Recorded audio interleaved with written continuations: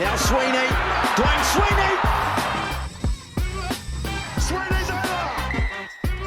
Can you please hand it over to your captain, Dwayne Sweeney? Welcome to Real Tales with Sweens, proudly brought to you by Fish City Hamilton. Fish City has been servicing the Waikato's fishing, boating and outdoor needs for over 30 years. And now, with their online store, their great range of products and outstanding customer service are available across New Zealand. This episode, I sit down with Andre Alipate. Andre is well known for being one of the hosts and the voice of the Hunters Club, a hunting television show based here in New Zealand. But it's not just on our screens where Andre's credentials end. He has also represented Tonga at the World CrossFit Games, played rugby with and against some of the greats of the game, including the man himself, Dan Carter, and been on some adventures and trips that us outdoorsmen only dream about. During this podcast, we get a real look at what makes Andre tick and why he is so successful at anything he challenges himself with. We cover topics such as the vision of the Hunters Club, the most epic hunts he's been on, the fear of not making it home to family, 60 CrossFit workouts in 2 days, followed by a 100-kilometer off-trail run. We also discuss the personality behind the crew of the Hunters Club, growing up on the ocean, the birth of South Sea Spearo, balancing his outdoor lifestyle with being a father, his love of game fishing, and so much more. As always, the show notes will be available on Real Tales with Sweens Instagram and Facebook pages, as well as the website realtaleswithsweens.com. Good George have a 15% discount available for all you listeners. Just use the discount code REALTALES before checking out from their online store. The link for this store is also available on the realtaleswithsweens.com homepage. The website also contains some epic content from all my guests and all the links to listen on your favourite platform. Lastly, special thanks to Dre for coming on to share some tales with us. It's been a long time coming, mate, but man, it was worth the wait. Join me as we get to know Andre Alipate. Might as well rip into it. Okay, so I'm just sitting here with Andre Alipate, and it's been a while in the making, this episode. I think we've probably been going back and forth on Instagram for about a year, maybe? At least, I reckon. Yeah. Been back and forth. Yeah, it's actually almost comical looking at our correspondence back and forth. Messages, can you do this day, can you do that day, da da da da. Finally made it happen, so I'm bloody stoked to... I've been holding off a few podcasts over the last little while, so yeah, stoked to be sitting down with you, Dwayne. It's bloody long time coming. Yeah, no, thank you very much for making your time available. I suppose we're just briefly chatting, before we started, and hearing how busy you are and what you got going on. I'm extremely grateful for the fact that you've put some time aside and that you did hold off some other podcasts before you jumped on with me. But I suppose, do you want to talk about what you got going on tomorrow? I didn't even realise this was going to be happening. Yeah, that's a bit of a stitch-up. Actually, yeah, it is pretty much a stitch-up, really, but I've somehow managed to convince myself that running 100Ks trail run tomorrow is going to be a good idea. So, yeah, I've been wrangled into a bit of a... I'm going to just be thrown to the lions, basically. So, yeah, I'm going to be running 100 kilometres from all the length of the Kaimai Range, off-road, so a little bit my wheelhouse, but... Yeah, there's one thing running 20Ks versus running 100, but it'll be fast packed, so giving us a bit of room to move, whether it's have to fly camp overnight and finish off the last 30, 40Ks or whatever, or maybe 50Ks, who knows. But yeah, that's what I've got on the board tomorrow. Yeah, and you're just saying there, it's a big difference from 20K, so the longest you've ever run is a half marathon prior to this? The longest I've ever run was a half marathon, and I would say that would be, it'd be over 8 years ago. Yeah. Definitely over 8 years ago, so... Yeah, 20 to 100K is quite a big difference. But I think, I don't know, I'm a sucker for challenging myself, I guess. Or I'm a sucker for someone throwing me a challenge and them second-guessing me, or me even second-guessing myself whether I can do it or not. So for me, this is just an exercise of, it's a bit of training pre-season to the Raw next year and some hunts we've got coming up over the summer months. So, but at the same time, it's a bit of a chance to test the old leather, see if the body and mind are still up to it. So yeah, I like throwing in the odd challenge like that. It's just it's just another expression of your body and mind, I suppose. Yeah. For those that don't know, Andre's a massive part of the Red Stag Hunters Club. So, yeah, do you want to... Oh, I suppose we're going to jump all over the show here because you got such a busy life and you do a lot. But in terms of that challenge aspect as well, like one other thing you did just mention is not only are you going to run 100k tomorrow, but on the weekend you just did 60... Or got involved in I was involved. CrossFit I would workouts definitely in 2 put my hand up. days? So I didn't do the 60 workouts. The shout out to Sam and Izzy that did, but I got involved with I'd say under a third of them. But yeah, I think the old carcass wasn't ready for the stimulus. Had a bit of time off that sort of training, so as a result, was pretty sore on Monday. I'm only just starting to get rid of that sort of DOMS feeling today. So maybe the long run tomorrow might help me out there a little bit for the recovery. But we'll So do you want to talk about that event? Like what actually, was done? Yeah, the guys, Sam, some good mates and guys that actually helped us out at the gym in Hamilton at CrossFit 3216, Sam Joyce and Izzy Arneru, they did a fundraiser for men's health for November specifically and New Zealand, or Fertility New Zealand.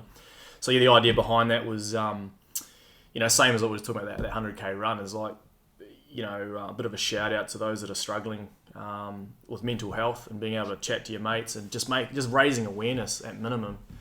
And I know Roundy from November and so I've always had some affiliation to that space, but the boys took it on themselves to kind of get this event together and do something and raise some money. So they hit their target, which is great to see. But the physical effort that they had to endure to kind of put that money on the table for a good cause was phenomenal. Like, I've seen some great athletes in my time, but just the level of intensity, but also just how long these guys went on for was astounding. And likewise for Fertility New Zealand is just raising awareness around that and offering up some assistance, I guess, or donations to help those different organisations. But yeah.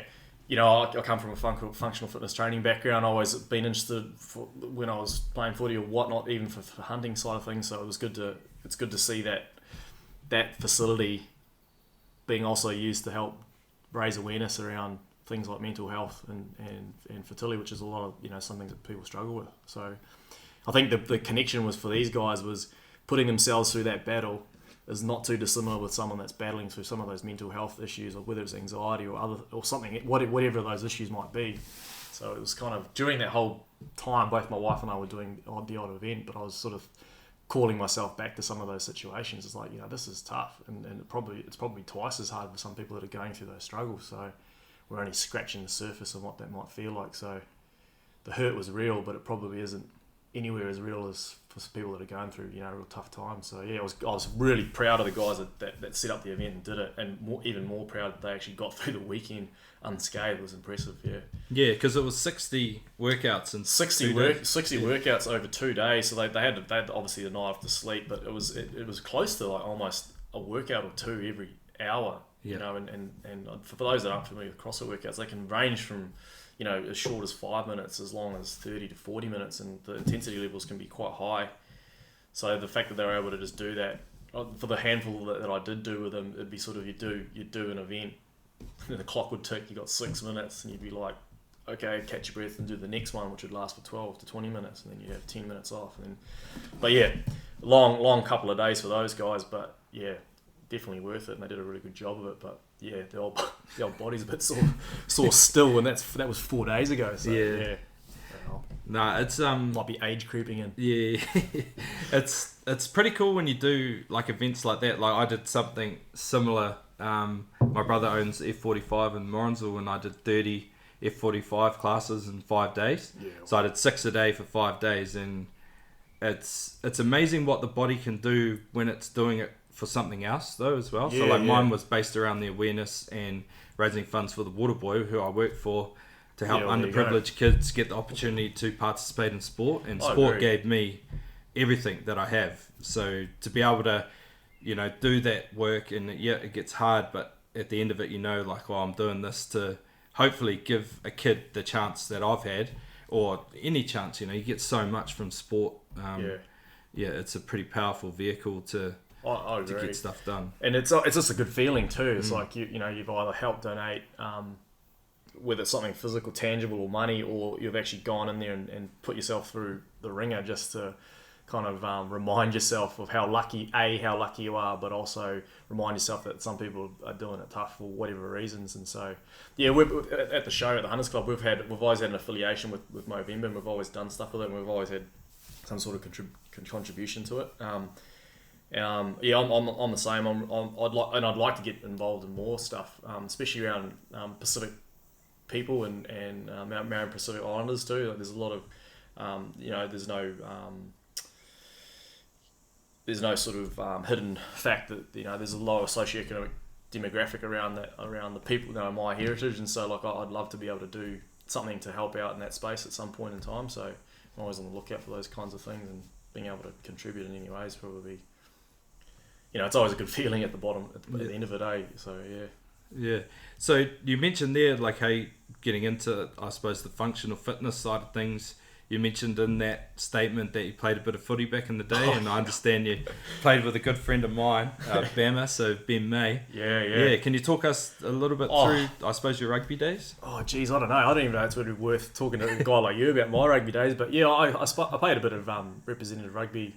Well, I mean, like a lot of us that played at a representative level, you started out at schoolboy level, and I played my first 15 rugby at King's College in Auckland with some good roosters there that went on to higher honours in the future, and then from there segued down to the South Island for a couple of reasons. One was for rugby and university, and also to hunt, and down there I bumped into guys like Bam at a representative level playing for Canterbury through the age grade levels.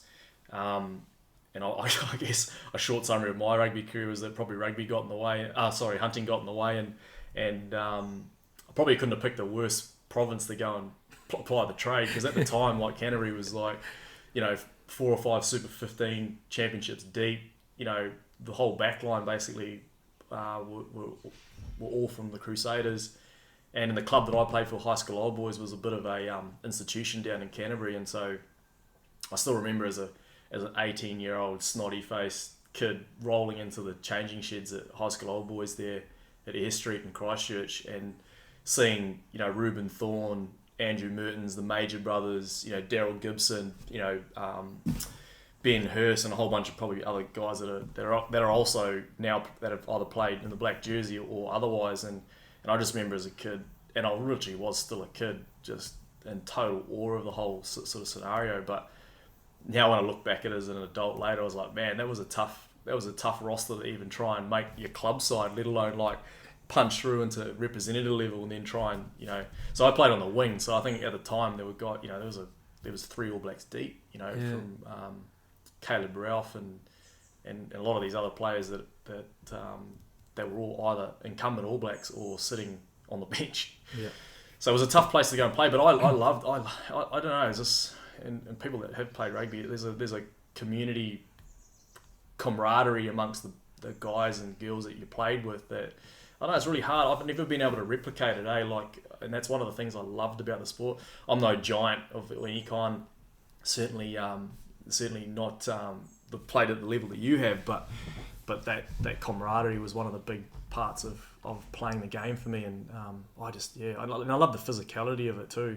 I didn't have much choice. My dad's a mad King rugby fan, and it probably was some of my earliest memories of my dad, of us watching rugby or following the All Blacks. So I didn't have much choice. But it seems weird now when I look back at those days. And you mentioned guys like Bam. We still have quite a good affiliation now, because we share a commonality around hunting and the outdoors and stuff. But everyone's sort of, it's quite cool now because everyone comes from different walks of lives. But we had that common thing, which was playing rugby. Guys are corporate lawyers, and people are bloody, farmers, and all this wide range of people that you play with, and you have all these great connections and interests with these people that you carry on for, like, I've got lifetimes friends from playing at High School Old Boys and Canterbury. But yeah, it was a tough province to come into to play and try and sort of break through to the higher levels. But yeah, I don't know.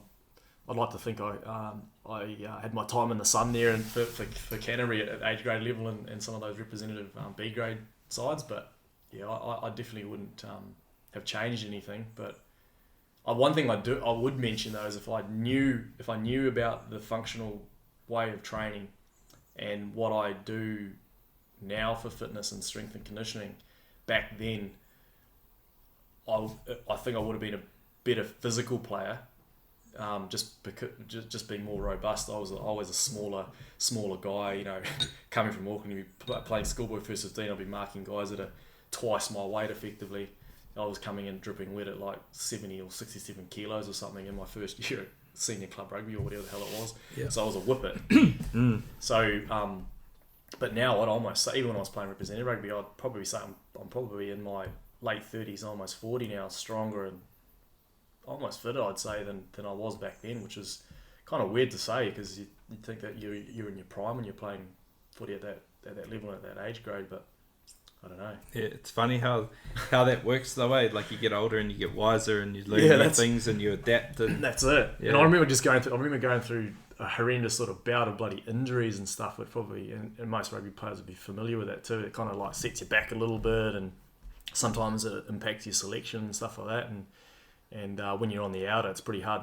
It's really hard to come back from an injury, then make your stake again and get yourself back in that starting jersey again. So. Towards the end of my playing days, I was sort of playing club rugby in Auckland with a few of the boys that had migrated up to North Harbour or Auckland. We were sort of playing club rugby there, but I didn't fall out of love with the sport. I just got busy with other stuff, and I was hunting pretty hard at that time, and you kind of just and I met my wife and stuff like that. So you had other priorities and interests, and I'm one of those guys now, especially with guys at work. They're like, did you catch the game, or did you see the Crusaders play the Chiefs or something like that? And I'm like, no, I didn't actually watch the game. And they're like, oh, what? Well, you didn't watch it? Everyone was watching. And I was like, but I've always been a participant. I've never been a spectator, like to the point where I almost get a little frustrated watching, just because I'm like, I'd love to be part of that. Or I like watching the live games, but I find myself these days not watching a lot of rugby, but that doesn't take away from the fact that I love the game. Like it's given me a lot, and I've experienced a lot and met some top blokes like Bamo and yourself, like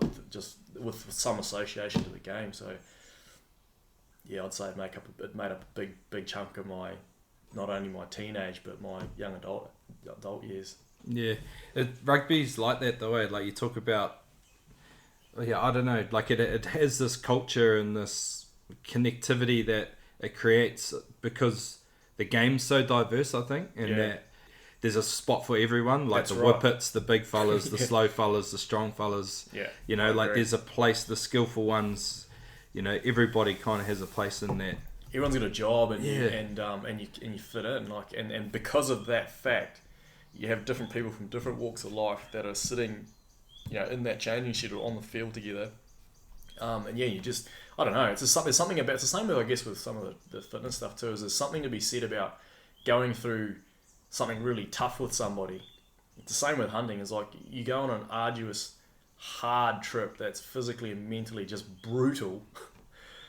You have this affiliation with that person, regardless whether you want it or not. Like you've got this connection with them. You've mutually gone through this tough experience, so you come out the other end with this like intangible connection. And rugby is the same a little bit because you play those those big pressure games or whatever it is, and say you win. Like there's a euphoric moment at the end of it. And that connection between the guys. Like even now, like I'll see some of the guys I haven't played with in years, and even at just a club rugby, like we've always got that talking point, or at least we'll sort of hark back to those golden days and remember some of that stuff.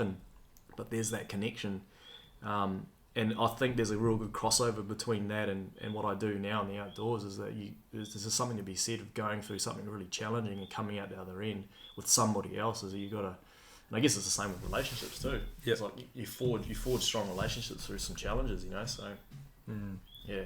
Yeah, because there's something about sport, and moments like you create, like you can probably sit there now vividly remember. We're talking here about Bam, and there'll be a moment that you remember that he did something, For with Bam's probably plenty of moments I can recall right now that probably aren't worthy to talk about on the podcast, and Bam will know what I'm talking about. But there's all of that stuff, like all of those things that, like, even now and I haven't thought about it in a while since you just mentioned it. Like I'm sort of jogging my memory of all these particular moments that I'm not only thankful for, but just stoked that I got to experience them. And like yourself, you probably got to travel a lot with rugby, and I was fortunate to be able to do the same. And it gave me so much. But and one of the, actually, you're probably going on now, but one of the other things was sort of like in that period of time, I remember from sort of 18, 19, being cut away from home, you're on your own down there playing rugby, you've got a band of brothers basically around you, and you just sort of forge this sort of, I don't know, like this maturity, I guess, but you're sort of doing it with your mates and you're learning the sort of ropes and getting up to mischief at the same time, but also, working and training hard and all those sorts of things. But Canterbury was a great, and I can't sort of speak on other provinces, but yeah, it was a real factory down there, Like it was just a real, my opinion of it was such a professional sort of setup there, and I remember Robbie Deans was sort of heading up the whole sort of, the whole franchise, I guess, as the main coach. There was just they were just doing some really good stuff, and there's a lot of depth there.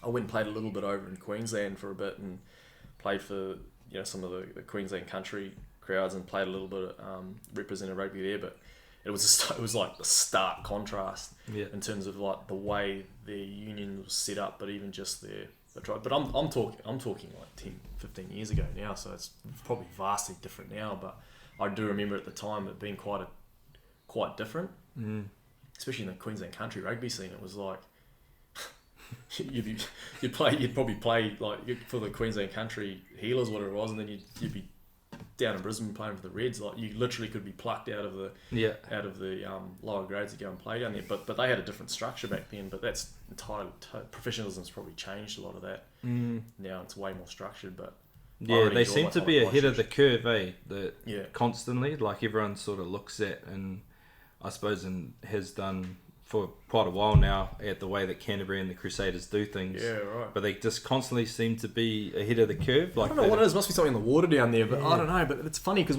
when you look at it, players are coming from all over the country. It's not like, and that's one of the beauties about Canterbury, especially at that sort of like 19 to 21, 23 level, is everyone's going there for university or specifically for rugby, but they're coming from all over the country. But yeah, I don't know what it is. They just, it always struck me that it was pretty well organised, and just there's a good morale and sort of camaraderie around everybody involved, whether you're playing down in the reserve grade or even club level, or you're the straggler like me trying to sort of break through to make something of it. But it was always, there was good coaches and good people that you're always working with. But yeah, it was a real institution, and just they were just pumping out players. But then as a result of that, you see a lot of guys migrate to other provinces or to other franchises, because at the time maybe it wasn't the right moment. You talk about moments, is that maybe those moments didn't come for them in that franchise, so they had to go and develop their career somewhere else. Go find it somewhere else. And probably a good thing for a lot of guys, But yeah, because it's quite interesting, because as I sort of ticked my way through my career,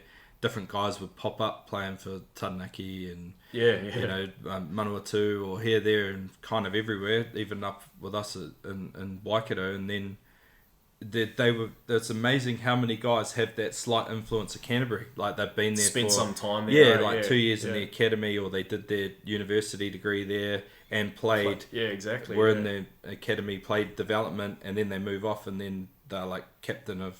Like Craig Clark's a good example. Clarkie's an example. Like I went to university with Clarkie, but also played club rugby and a bit of rep stuff with him, and he was in the same boat.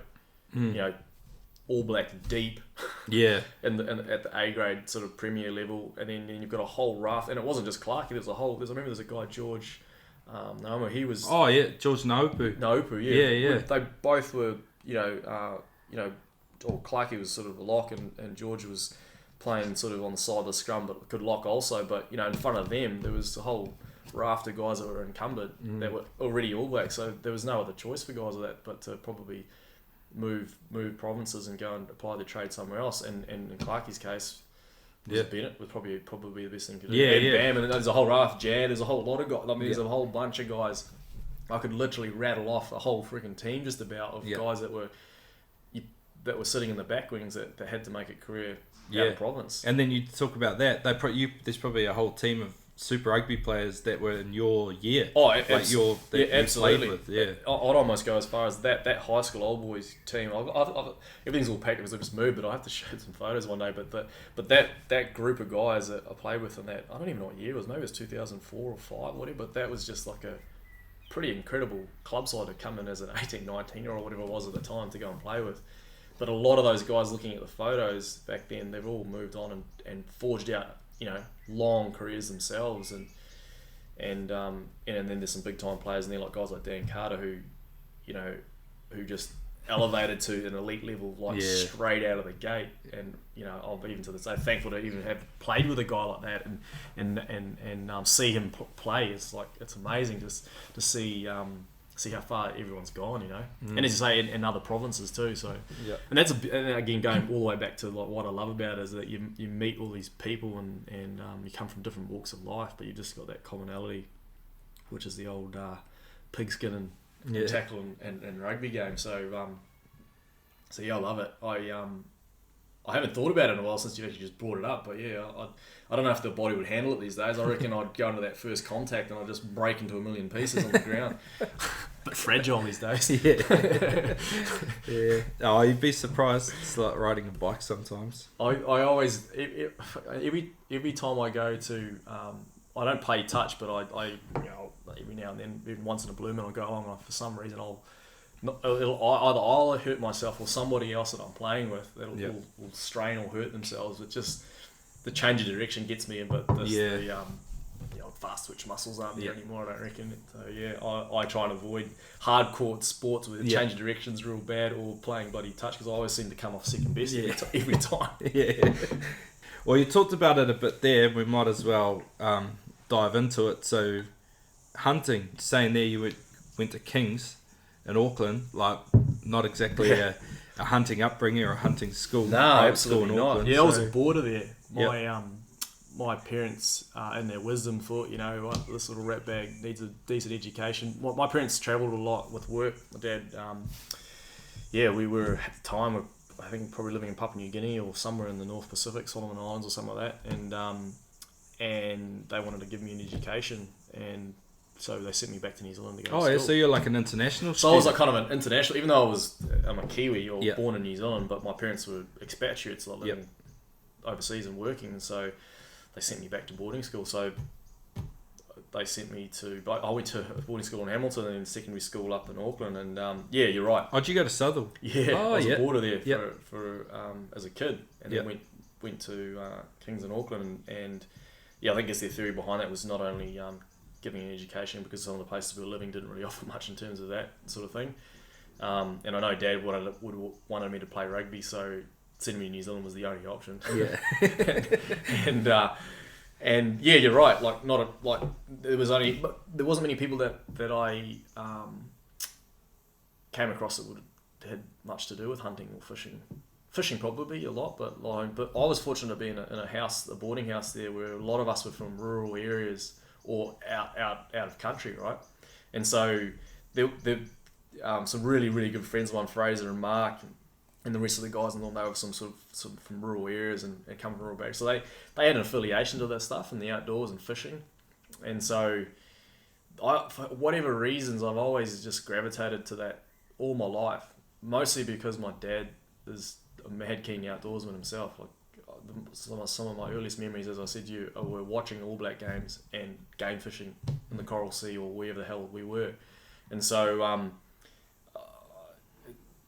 I never really thought about it. It was something that I did. It was always just part of my life, I guess. And then being from the Pacific Islands, hunting and gathering and growing your food is just a way of life. It's not, again, you're not thinking about it. It's just part of what you do to get food or exist.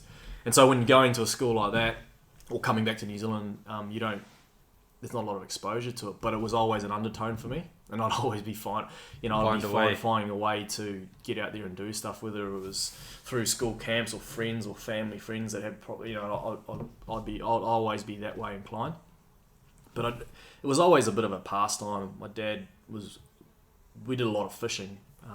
That's kind of where my heart is fishing. Like I grew up saltwater fishing from a very early age, and so that's where my love of the outdoors sort of really starts and lies. But then the hunting sort of is the progression of that, out of just interest of like exploring stuff and like, oh, this is interesting, but didn't really hit my straps until my last sort of year at school, and definitely my first couple of years at university was when it just became an obsession. It was just a real good friend of mine, Jamie Carl, who basically grew up with. We were at the boarding school at Salvaguera from 9, 10, whatever the hell we were, 8, 9, 10, all the way through to now. Like we've hunted, that's been our common ground, and we've just egged each other on all the way to what we now probably do, what we consider our sort of normal sort of hunting, whether it's here in New Zealand or overseas. But it kind of took over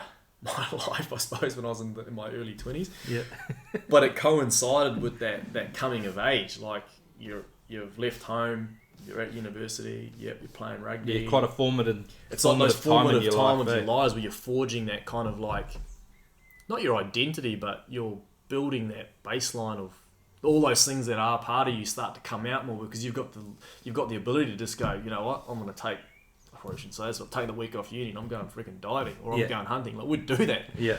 And so you could go and do that, and through that you learnt a lot of shit about hunting and fishing and doing stuff. And so a lot of the experiences came through trial and error, and a lot of the learnings came from that kind of like situation where you had the time, not necessarily the money, but you had the time to go and do all that stuff and have a great time doing it. But it was healthy fun. And the other thing that drove a lot of it in those early 20 sort of years of playing rugby and being at university was like food. It's like I had 5 guys in the flat. We all hunted, and we had 3 chest freezers like loaded to the hilt with meat. So we never had to buy any meat. We were driven to just get meat, and so we didn't have to pay for any meat. Whereas I know some of the girls over the back fence from us, they were from farms too. But I think they'd have to get like the odd hogget killed and stuff, and they'd be spending a fair bit of money on meat. Whereas we were giving the stuff away. Yeah. But we also loved doing it, so it was a good excuse to go out and harvest meat. But we had a legitimate reason. It was to save a bit of cash and put meat in the freezer.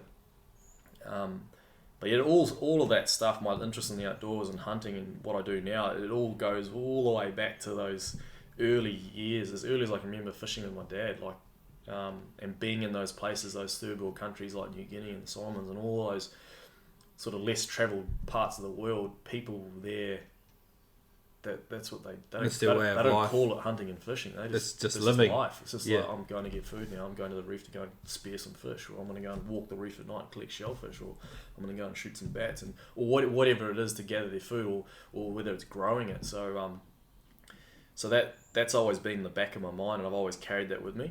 And funny enough, now my dad's retired. He's moved back to the Tonga with my mum, and he's gone legit full circle. Like he's gone all the way back to that. He's probably right now at this moment standing in the plantation weeding pineapples or something like that. So he's gone all the way back. He traps his own pigs, hunts bats and fowl and all sorts of stuff like that. And that's what he lives off. He lives almost 100% subsistence life. And I'm kind of looking forward to that one day. So he's always been a bit of a pioneer and that sort of thing in my mind. Like he's always been doing something different than the guys around him. Like fishing is an example. Like I even with kids now, I remember at 2 and 3 years old, the old man in a little 16-foot boat way out wide in the middle of like the Coral Sea, chasing marlin or wahoo or whatever the hell it was, doing overnight trips and camping on islands and stuff like that. It's just, I look back at it now and just think, man, would I be able to do that with my kids? I don't know if I was ballsy enough to do it, eh? Yeah. But I'm super thankful for it, eh? Yeah. Because now I look back and it's like, man, that was... What a cool experience. What a crazy experience. But also, man, what were you thinking? but I look at photos now and I just think, far out, good on you. Like, you did something that probably not a lot of parents would have done, especially in those parts of the world, but it's planted a seed that I probably will never be able to rid from my fabric. Yeah, it's interesting that though, because I think about that a lot, and I spoke about it I did a podcast with Joe Edlington, and we same sort of thing. Like he's mad hunter, like, man, he's hectic. Yeah, Joe's good, man. He's awesome. Loves it, and he grew up in the far north, and then not really exposed to a lot of hunting. It was mainly fishing for him. But then, hunting became a natural gravitation that he kind of went towards once he got into it. But you start looking back over time, there must be certain people have it in their DNA and in their fabric because of either their upbringing or even generations back. Yeah. That it's the way your great grandfather used to survive, and he was really good at it, and then it kind of gets passed down. I would argue, and this is getting a little bit deep and scientific, but like, I'd argue that every human has that innate habit in them. Yep. If you just look at our evolution, we've got True. bifocal forward-facing eyes. We've got canines. We have this. The reason we have those functions is to be able to judge distance. It's not because we, picking up seeds off the ground. It's because we're chasing animals and killing, eating meat, right? Like we've evolved around that. And again, that's out for debate, and people probably question but that's my opinion, and it's not trying to justify it, but there's like an intrinsic sort of like understanding. Is like, well, maybe we are made to do this. Maybe that's what I was always intended to do. Whether I was born in this era or some other time, I probably would have been doing this stuff regardless, I think. So whether it's genetic or something that gets developed in you from different influences over time, I'm just happy that I'm able to enjoy it and I can appreciate the adventures, just like rugby, all the things that hunting's being able to provide for me or put me in situations that I've been able to like look back on and go, man, that was incredible. But yeah, going all the way back to your initial question, I didn't grow up and around what we'd probably consider a traditional New Zealand backcountry hunting sort of lifestyle. But that's not to say that it's not in the blood. It's more just that for me it was different. Like the outdoors was different. Yeah. But now I see a lot of there's a lot more interest in it now, and people are becoming more and more. I hate to say this, but it's not fashionable, but it's people getting more awareness around the benefits of it. It's almost become more acceptable maybe that's probably a better word, but I don't even like that, because it's sort of something that, like, if you're saying something's acceptable, it means at some point in time that maybe it wasn't. People kind of understand it maybe, or they're aware of it, and the benefits of things like harvesting clean organic meat and having high omega profiles in your meat that's harvested from wild places, like, or fish that's harvested from the sea. There's all these benefits, not just emotional and physical benefits. There's actual nutritional benefits from hunting. Like you get more out of your nutrition from eating wild animals. There's no question about it. And I guess people kind of are latching onto a little bit of that now and realizing that these are better sources, because the sources of food, because where it comes from. Yeah. And I've just noticed that sort of shifting of the tide a little bit around that over the last little while, which is awesome to see. And that was one of our jobs at the Hunters Club, is all we want to do is bring hunting to the mainstream a little bit. Yeah. We didn't necessarily want to be pitching to the hardcore backcountry hunter in North America or even in New Zealand or anywhere else that's really into the sport. We know those guys are into it. We know those people know the ethics around hunting. We know those people know the benefit of it. We'd sort of set ourselves a goal of trying to put it in people's living rooms that would never go to all these amazing places that we've got in New Zealand. Like, the mother of two in Auckland, sitting in town, like being able to watch the Hunters Club and some of the adventures we get up to on screen. For us, it's kind of a win. Yeah.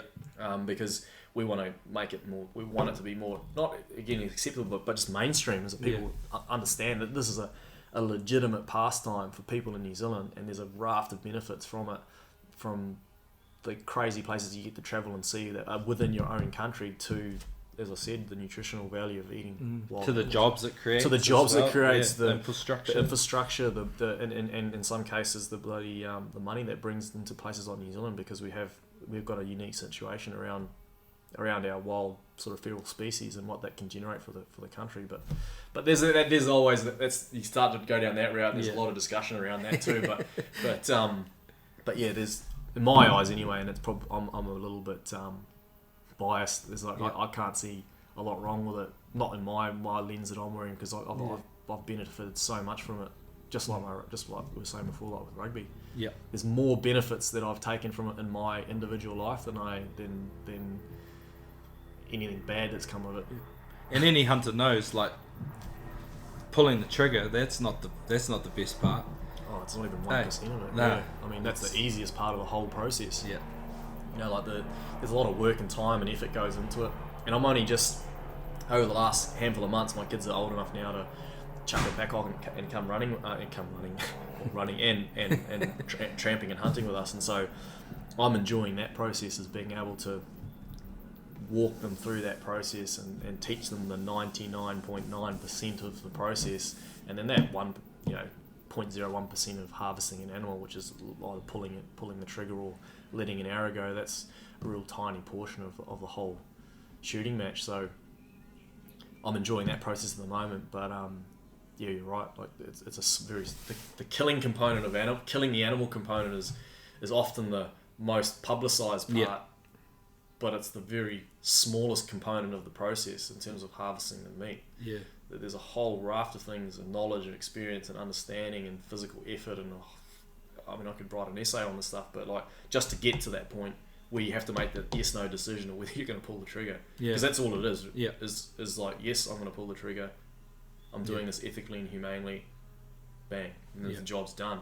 And then you've got a whole nother lot of jobs to get that meat back to a situation where you're now presenting that in front of someone to eat it, right? Yeah. So the killing component's tiny, and unfortunately the reality is to eat meat, an animal must die. Like that's just the reality of it. And if people aren't comfortable, that's I don't ridicule people that aren't. I've got no problems with it either. So. And then I think that's, like, yes, the pulling the trigger or the killing the animal part is the bit that's publicised the most, but hunters are like the best conservationists. Like they genuinely care for the animals more so than... Absolutely, even more so in New Zealand, because we've got a real job to play here. Like as a hunter in New Zealand, we've got all these feral animals, or they're not classed as a resource in New Zealand, so they don't have really any sort of standing rights. But hunters play a huge role in being able to not only manage those animals in the country, but keep sort of tabs on what's going on. Like if areas are overpopulated, then hunters are the first to know.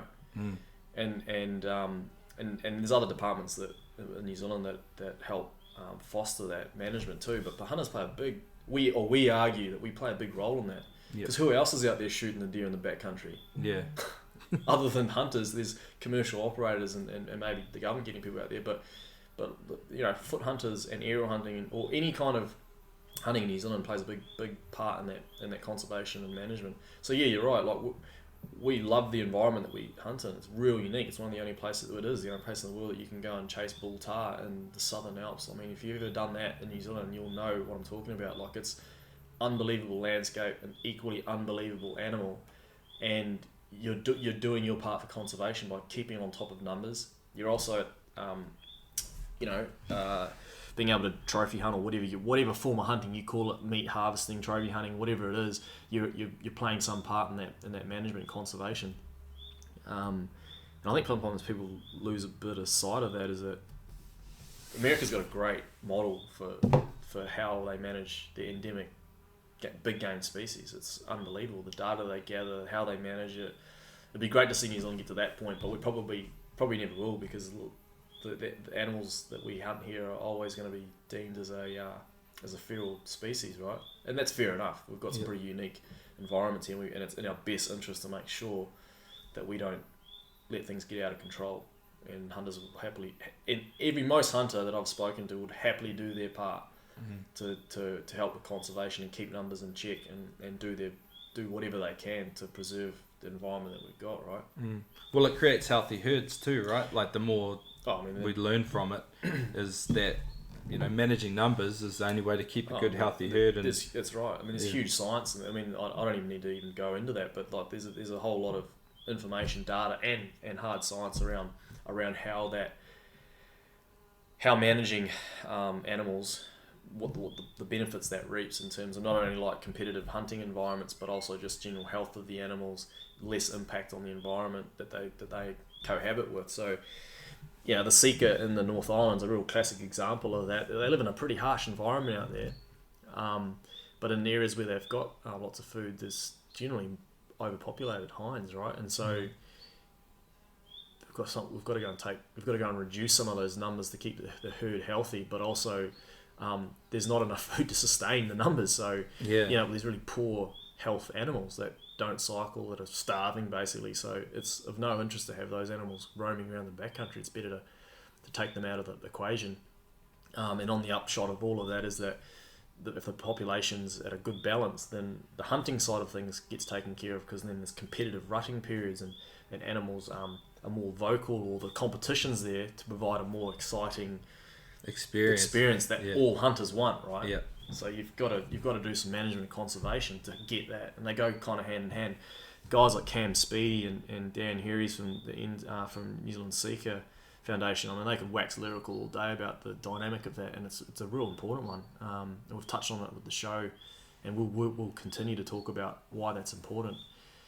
I used to be a little bit like, don't shoot the young deer, or don't take a hind, but that was more of my misunderstanding. Yeah, was it more like uneducated view of it?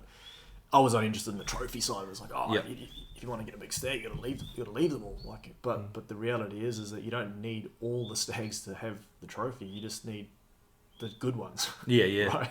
You need the good stags to produce more progeny, to make more stags. But you don't want to have too many, because competition's not there, and if you've got too many there's all these interesting ecological dynamics that need to be understood, and I would say a lot of hunters nowadays, because there's plenty of information out there, understand that, and it's definitely in our best interest to kind of like help with that in New Zealand. And hunters are a hardy bunch too. Like they're out there in the back blocks, and they're doing they're going to the far off places that people don't go.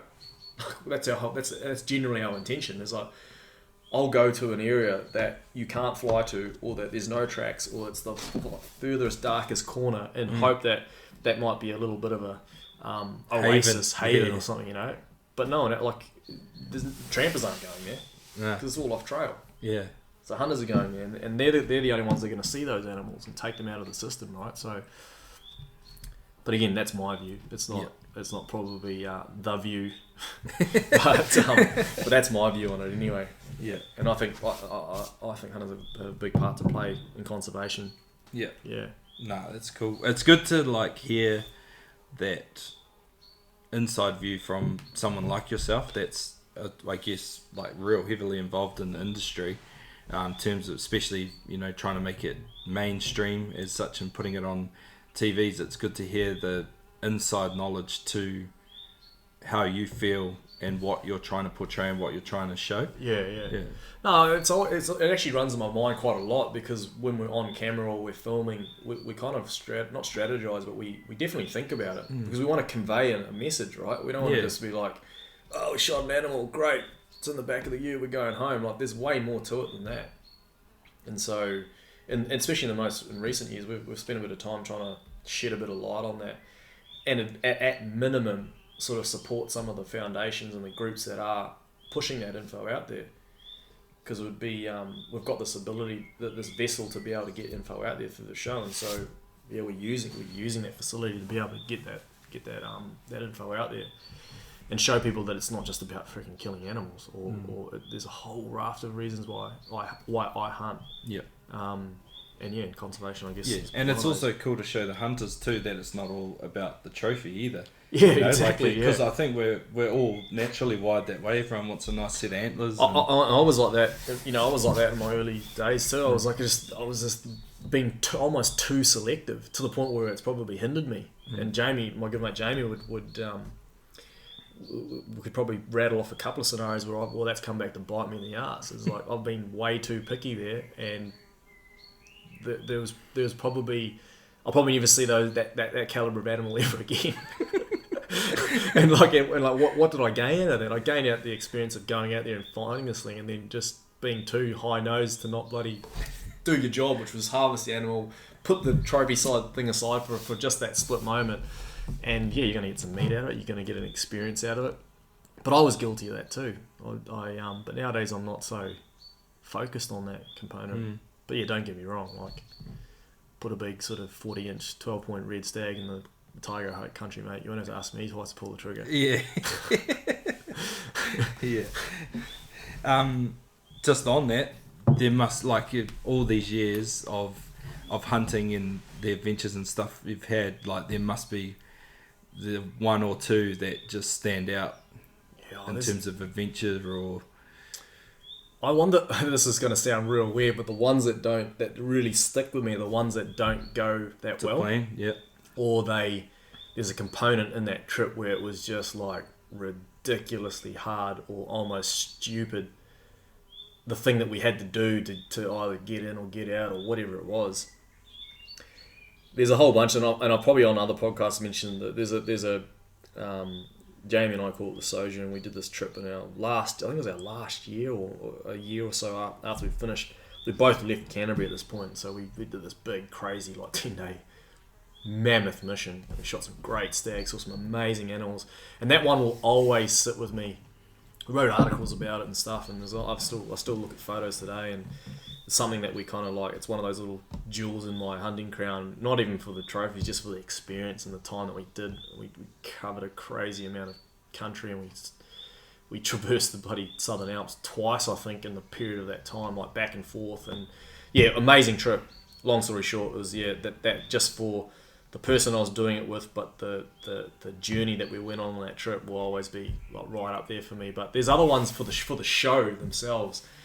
There was a trip we did, I think it was our second or third season we did, and Anto, one of the other co-hosts, he was sort of in charge of quarterbacking this whole trip, and we were hunting chamois in the I can't remember, was it chamois or I can't remember what we were chasing. There you go. We're not even focused that much on the animal. The experience is what stuck out to me, but I can't even remember what the hell we were hunting. Anyway, we flew into this location, and our intention was to fly back out. We got in there and it was snowing like crazy. We had to spend 2-3 days and like camped up in the tents. Didn't get much hunting done. Basically a freezer box, hip deep snow. End of the trip was coming around. We're like, we've done literally no hunting. We haven't seen many animals. We haven't kind of ticked off what our job was to do. So we started to think about, it's time to probably get out of here. But weather turned so bad, the snow was so deep, we couldn't get flown out. So we had to bite the bullet and make the decision to walk out. And I think Anto had preempted that we would walk out anyway, and had sort of like a rough idea on the route that we were going to go out. But man, I remember us leaving camp at like 7 or 8 in the morning. The morning we decided to make the journey out, and it was heavy snow, pretty cold. And as we dropped in elevation down the mountain and got closer and closer to the beech forest, and then into like the deep ravines and gullies, we went all day, all night. We didn't get back to the road end or a road end where we'd left the vehicle. Almost 24 hours later, and because we'd flown and you tend to take a few liberties, so you're carrying a bit more gear. Cameron had freaking big Pelican cases and crap, and so at one point I remember us like tramping through. I don't, to this day, I don't reckon a human's ever walked through this creek. Like, it is just unbelievable. Just thick, tangled, mossy boulders. But basically, anyone that has hunted, sort of like, what would it be like? It'd be like somewhere in Fiordland where it's just inhospitable to walk through. Well, we had that for like 7 hours, carrying Pelican cases, 30 to 40, 50 kilo packs or whatever, for basically 24 hours. And the hunt, I don't even remember the hunting now, other than the few photos that Dave took. But that part of the trip stood out to me. Yeah. And you're asking me like my favourite times. That's my favourite but most unfavourite time. But just that journey was like ridiculous. But I loved it because I was like, man, I can't believe we did that. But there's just so many trips we've done that just it's real hard to nail one down on the show that we've done, because they've all been pretty good. There's a couple of the ones that I do really enjoy, the ones where we sort of kick back a little bit more and it's a bit more of a gentleman's boys club type setup where we're either stationed on a boat or we did a trip up to North Queensland. We were on a 50-foot cat and we were just diving and fishing and hunting from there, and it was pretty feet up type setup. Yeah. So I love that because it was like, man, this is so different from what I normally do, but like, I'm in here doing it and we're doing all the fishing and diving and hunting, and it's awesome. And those are kind of like, they feel like holiday hunts or holiday trips. And I must admit, Dave and Amber, we've got a bit of a license to kind of dream up these awesome epic trips. But then I also really, really love the hardcore, real backpack trips where we chuck a pack on and you just go and try and do some expedition. So yeah, I don't have an exact one, but I kind of fall both ways. I love those ones where we're real relaxed and it's easy going, and then I also really love the real hard graft stuff.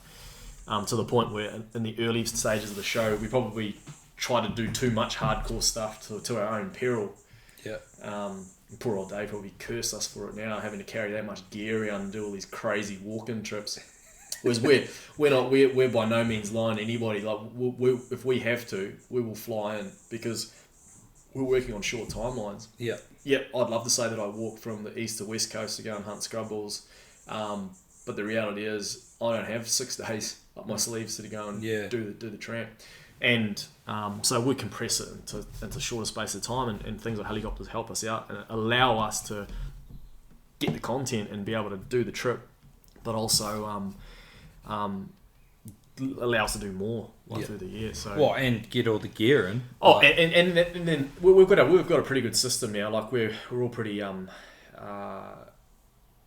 we've got a good sort of setup in terms of like what Dave needs to carry, what we carry, how much gear we need. Like we kind of almost rote learn it. Like we know if the duration of the trip's this long, or we go into this particular area, this is what we need, and we've got a pretty good sort of system in place now. But it's vastly different from when we started out. Yeah, probably carried way too much gear. Did probably too much unnecessary logistics or walking that we needed to. And that sounds bad because that's all what learning, it's different from the backcountry solo stuff that I do versus doing it for the show. It's different. You've got to remember that you've got a cameraman and people with you. In some cases, cameramen and people with you that haven't done that stuff before. And so yeah, there's plenty of stories, funny stories too around that sort of stuff. Actually, one of the trips, now you're talking about one that sticks out to me again, not for the right reasons, but for one of the had a young guy, John, who not a young guy, he's one of our guys that helps us with the camera from time to time, and I'd taken him on a mid sort of rut seeker hunt, and it was going to be just a real like short skirmish, like in one day, do a night or two, and then back out because we had other commitments during the raw. So John was tasked with coming along with me, and I said to him, like, I'll pick you up. Oh, I can't remember if he's going to pick us up or whatever. We were going to go in together, and I was going to look after the food, and you just bring yourself your camera, and I'll meet you at this place, and we'll get going. It's about a 2.5, 3 hour walk in, and then we're into it. John's like, yep, sweet as, no worries. And he's pretty cruisy, like, he's used to filming action sports and mountain biking and all this stuff. Like, he's a good rooster. And I remember that night, for whatever reason, busy as usual, I just got off the back of another hunt, and I'd left some gear in a pack by the door, knowing that I had to take that pack and that black bag, rubbish bag full of stuff, because that's what's going on this particular trip. I didn't realise that I think my wife, or even maybe it was myself, it was so late at night, I'd put a bag of rubbish beside the door, right beside the bag that had all our food in it. So in my rush at 3 a.m. in the morning, I just grabbed my pack. I just thought in my head the smallest bag would be the food bag. So I just grabbed the rubbish bag, chucked it in the ute, all the way down to Taupo, met John, gone in the bush, 3.5 hours into the camp, setting up everything. And he's like, oh, did you bring a sleeping bag and stuff like that? This was the start of it. And I was like, oh, no. I've left your sleeping bag on the back of my seat of my car. And he's like, oh. I was like, so we sorted him out, put a fly, had to sleep under a fly. And then and through that process of unpacking everything, he's like, did you bring all the food? I was like, yeah, it's here. It's in this black rubbish bag, so I could tell it was all food. And at this time, I was pulling the bag out of my pack and opened it, and it was just a bag of rubbish. And so I was just like, oh my God. So until this day, he's probably reluctant to come bloody seek hunting with me, because he's like, fucking that guy, he doesn't bring any food. And so for the 2 days, we stayed in for the duration of the 2 days. We were just drinking boiled water, and I think I had a couple of tea bags. Yeah. So we managed to get through the day and a half or whatever it was of filming, and then get back out. But bit of an insider joke there. I was just like, man, and as a result, I always make sure that I pack my bloody food in a different bag now, not a damn black rubbish bag. But yeah, we didn't even shoot anything on that trip, but that one stuck out to me just because it was a laugh. Like I remember, and I was kind of egging him on at the time too. I was like, "Oh, what do you want for breakfast, John? You want a tea or do you want boiled water? Like one or the other." Yeah. Oh, how did it? How was the body like? Because you would have been pretty active. Yeah, I guess you're a little bit. The walk-in is probably the hardest part of it, but Seeker hunting during that time of the year is pretty slow going. You're moving, very slowly. You're not exerting a lot of effort. You're calling in stags. It's very tight, thick bush. So, fortunately, it wasn't like a big sort of South Island traverse because we would have to probably turn it and come back. But we were only a couple of hours away from the car, so it wasn't too bad. Certainly, we're going to get dehydrated because it rains just about every day while we're in there. But you can go without. You can go without food for quite a while. Yeah, I certainly have anyway. Yeah. What's the longest you've gone without food on a hunt? On a hunt, I don't know. Come up short. Well, the hunting's just been too good and you haven't been able to get out. I'm actually real terrible at eating and fueling myself, and as a result, I get bad cramps sometimes, and sometimes impeded the actual filming. Like we'll be frantically trying to get set up, and suddenly, all of a sudden, boom, I'm cramping. Yeah. And I could rattle all these funny stories, but I'm bad. I need to eat more. I need to fuel myself better when I do hunt because I'm terrible at it, and I often know when I'm underfueled as I'll start to cramp and get problems. But I also eat a keto sort of diet, and so I fast a lot. So I sometimes will go like whole days without eating and maybe have one meal a day. Yeah. So I'm pretty used to it. Yeah. But when I'm physically exerting myself, then I need to kind of fuel up. But I don't eat. I turn into a little bit of a mouse when I'm on the hunts. Some of the other boys just eat. Yeah. They just eat all day, every day, and I don't know. I just go into the survival mode. I don't eat a lot, but when I do eat it, I'm usually eating something pretty high energy. Yep. Where it's really heavy fats or some form of. But what I have to be careful is my salts. So just making sure that all my that I'm hydrated properly and I've got enough sort of electrolytes in my body because I for some reason I'm real susceptible to cramping. Yeah. So tomorrow when I'm running that friggin' 100 Ks, I'm gonna make sure I've got some electrolytes on board. Otherwise, I'll be curled up in a ball on a track somewhere pushing the SOS button. But I've gone definitely 2 days without having a decent meal. Yeah.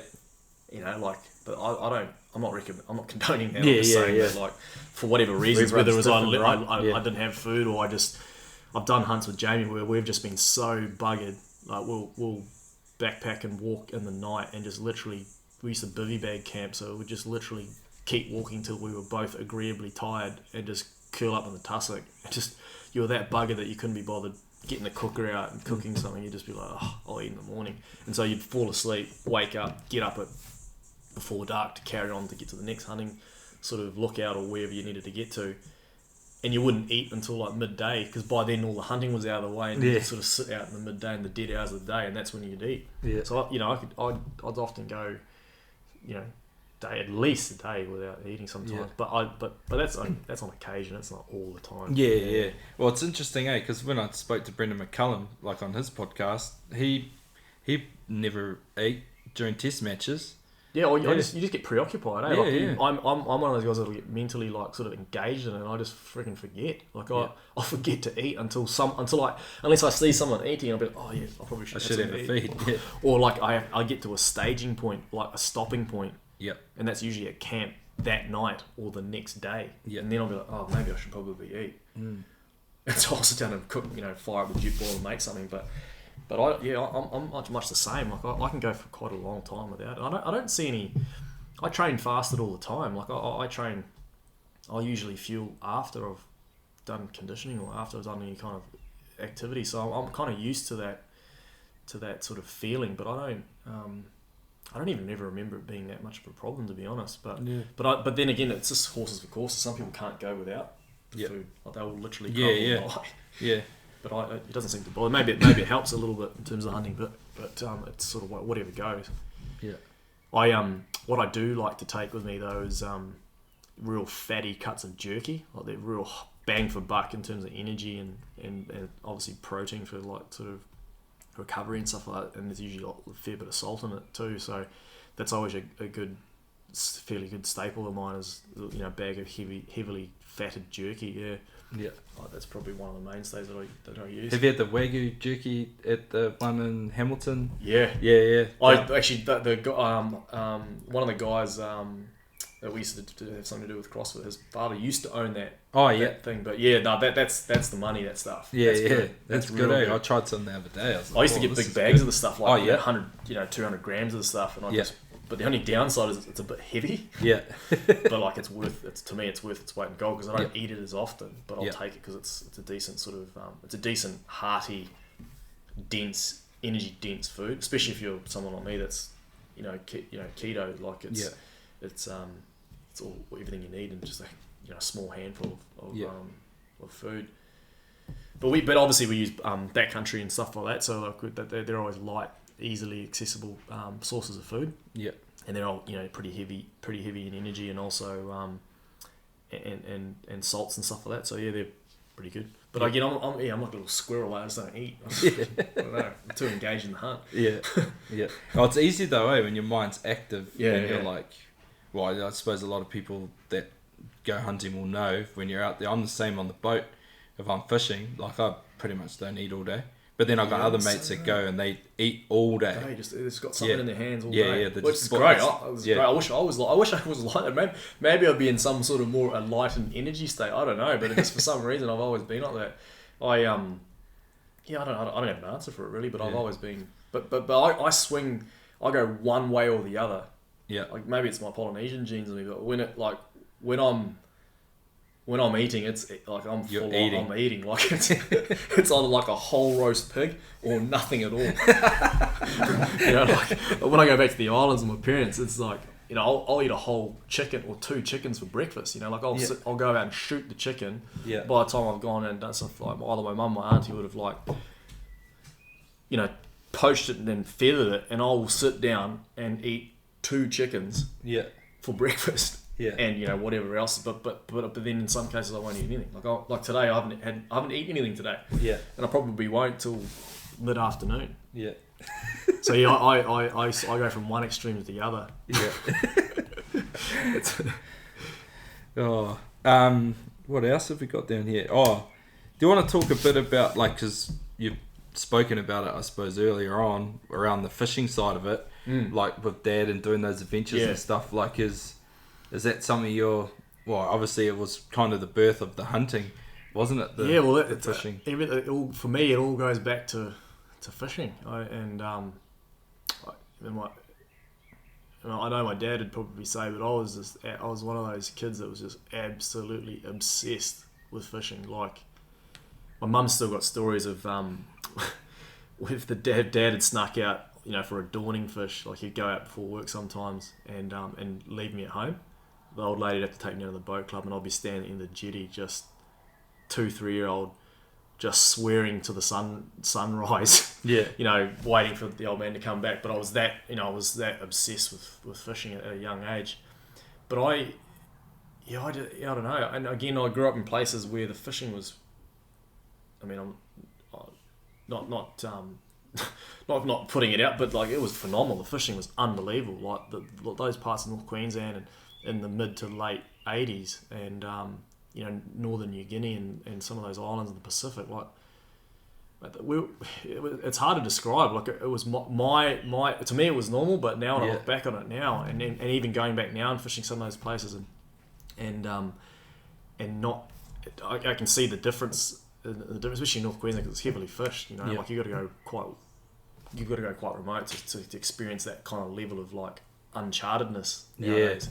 But everything's more accessible now, isn't it? Yeah. Boats are better. You can fly. Exactly. Yeah. And just the maps and stuff. Like, yeah. I can remember the old man had one of those old school dial with freaking depth sounders on his little boat, but it was like one of those like manual like reader things with a barrel on it, but like very little technology, and it was just but the fishing was phenomenal. I wish I had some photos to show you actually, because it was quite incredible when I look back on it. But yeah, I kind of went away, not away from fishing. I've always done it, but just in the back wings. We don't do line fishing on the show, but I'd love to. Yeah, it's like something that I'm comfortable with a rod in my hand. That's something that I love doing, and but yeah, we kind of don't do enough of it on the show. We don't really do any of it, to be honest. But I'd love to do more line fishing and and show that on TV. But it's a fairly saturated market, and there's guys out there doing that are awesome at it. Yeah. Who wants to listen to me rabbit on about bloody fishing? But don't get me wrong, man. I love it, and it's probably my first passion, I'd say. Was fishing. But yeah, as a kid growing up, some of the places we'd fish up in New Guinea and stuff, man, it was. crystal clear water. You're the only boat for miles. Yeah. And every bommy, reef, gutter, shelf was just, Loaded.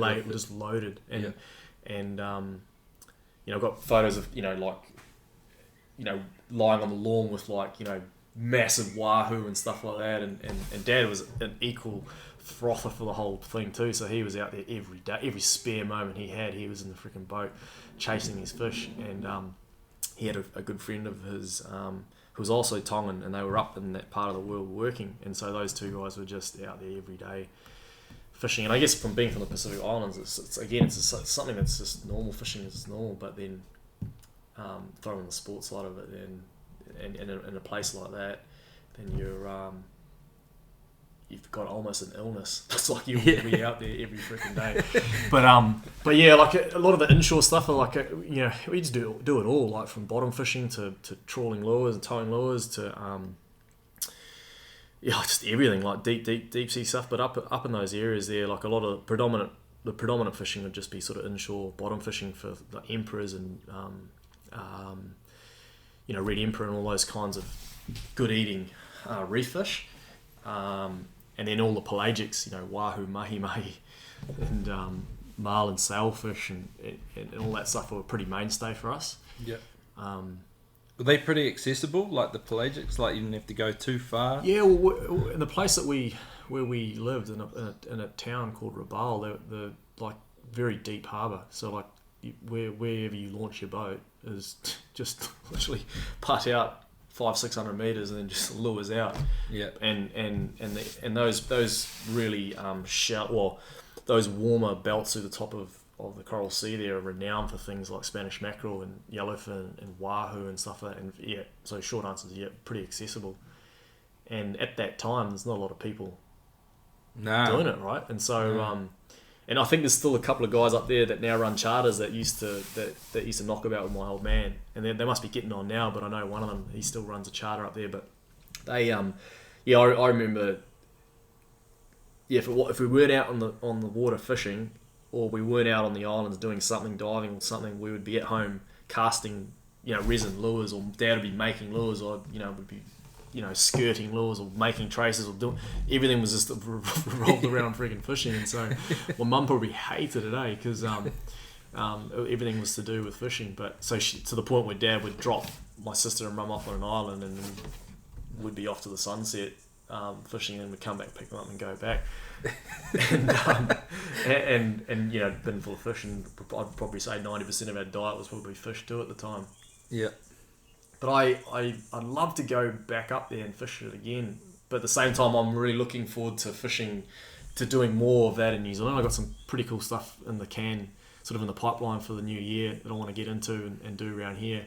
Whether it's land-based or even on the boat, I'm pretty keen to reinvigorate that whole component of my, I guess my outdoor sort of interest is getting back out on the saltwater. I've done a lot of freshwater fishing. In fact, almost none.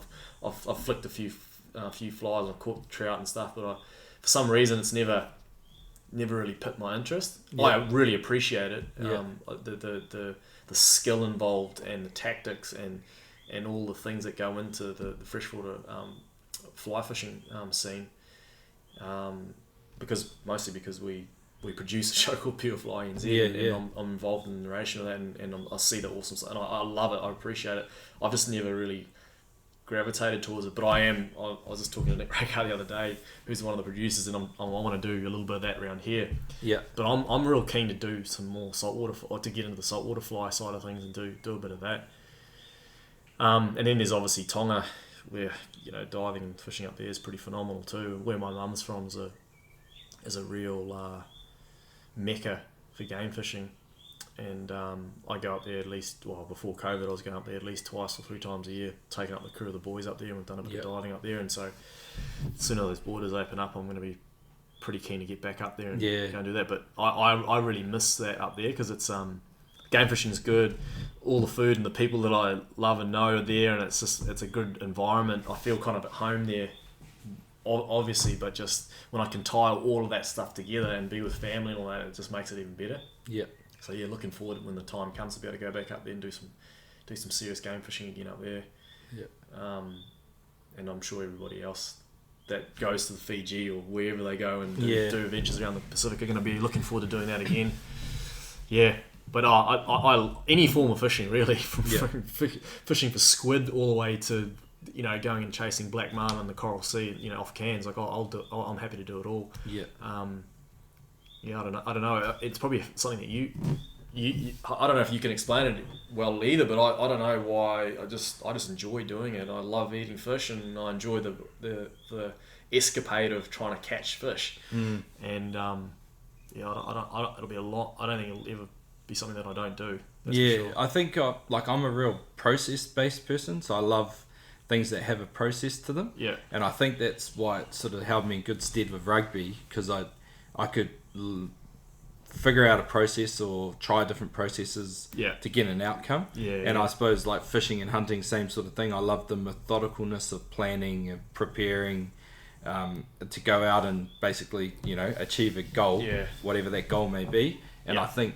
that's really what drives me, is the whole process of it. Yeah, I agree. For me too, being an engineer too, I'm kind of interested in the numbers and the data and the actual science of it all. And so I'm the same with hunting, but even more so with fishing, probably because of my inadequacies of knowing it as well as I do some of the hunting, even though it's been something that I've done for a long time.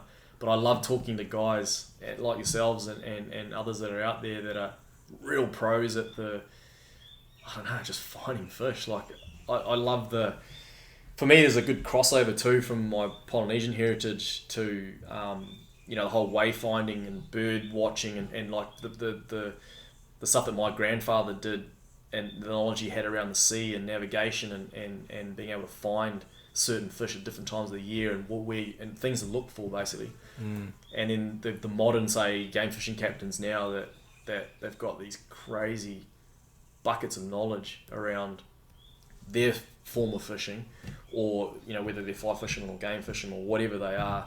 Guys like Matt Watson and all these guys, they've got these massive encyclopedias in their heads of the process of what it takes to target that fish, or how to the best scenarios. And I love that about hunting, and I love that also about fishing. But I'm not at the point where I can really sort of, I wouldn't be comfortable with laying down my expertise about it. but I 100% appreciate it, and I'm constantly I'm a sucker for if there's an opportunity to learn something. Yep.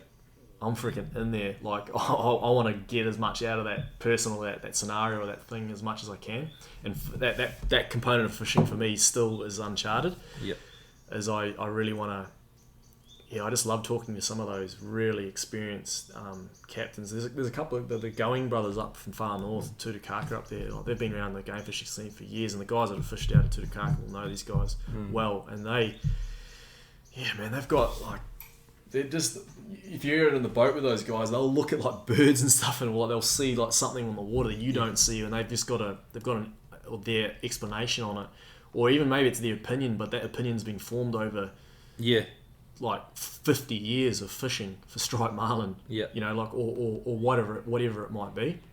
And I love that component of that sort of knowledge transfer from people. Yeah, and it really goes back to that trying to understand the process of basically increasing your chances of being successful. And I find the best people can break the process down really simple, and they can put it across in a really easy. Yeah, I'm not good at that. Understand. I'll self-admittedly, I'm not good at that. Even with hunting, I'd like to be better at that.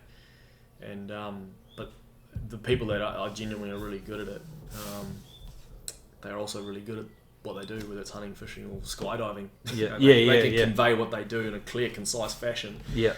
And someone like me that's a bit of a sponge, I'll be able to digest it, but I'm real bad at bouncing it back. It's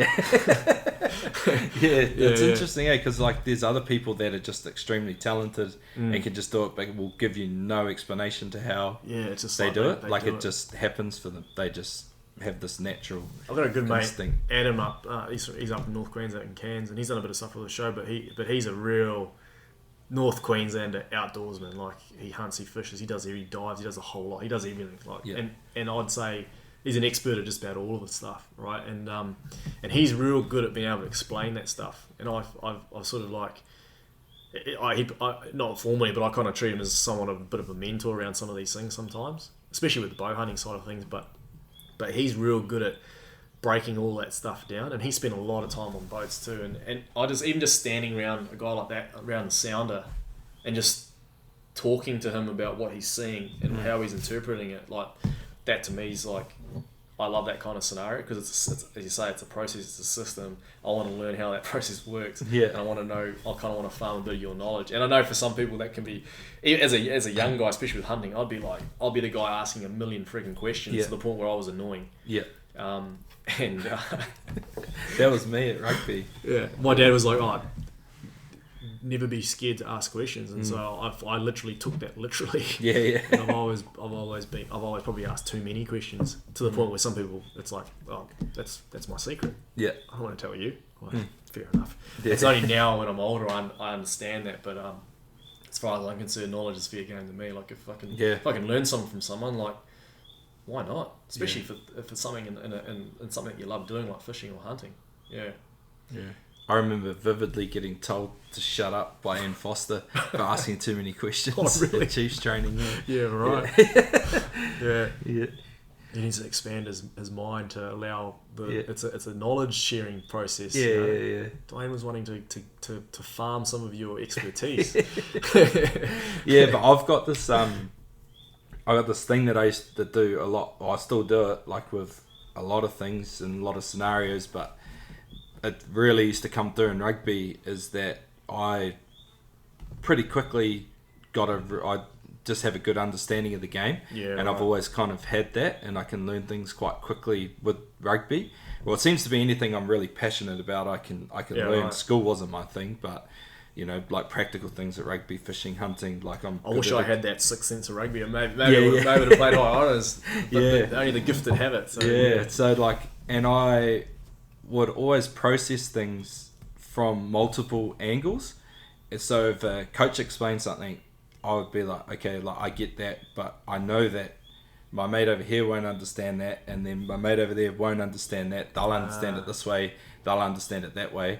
So I'll ask questions to get them to reiterate the answer in real plain form, so that everyone just because I want everyone to get a clear understanding. That's a good way to be. So we don't muck around and start a real good example is quite often in rugby, you would have done it, you play the conditioning games, and everyone has their own rules and they interpret things differently, and then you start playing it and then someone breaks the rules and everyone kicks up a shit, and they're all abusing the trainer or the coach because they're reffing shit, and then you're oh, like this could have been tidied up right at the start. It was clear. It was real clear, we all understand, then we can just go and train and we're not standing around. Well, I guess that's the strength of being a good communicator, I suppose, and people that are good. We're talking about these people that are good at things like fishing, and they've got these awesome, there's years and years of experience and they're successful at what they do.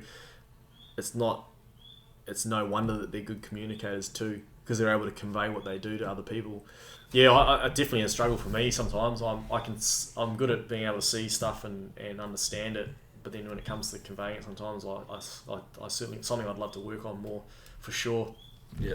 So even in my work, even my line of work, like it's sometimes quite heavily technical, and then I'm like, how do I explain that to Anna or my wife? I'm just like, oh, I don't even bother, because I know I'm going to butcher it. So I kind of, and she probably thinks, oh, you never talk to me about bloody work or anything, and I just, more often than not, it's almost out of not being able to explain it properly, or maybe conveying the wrong message.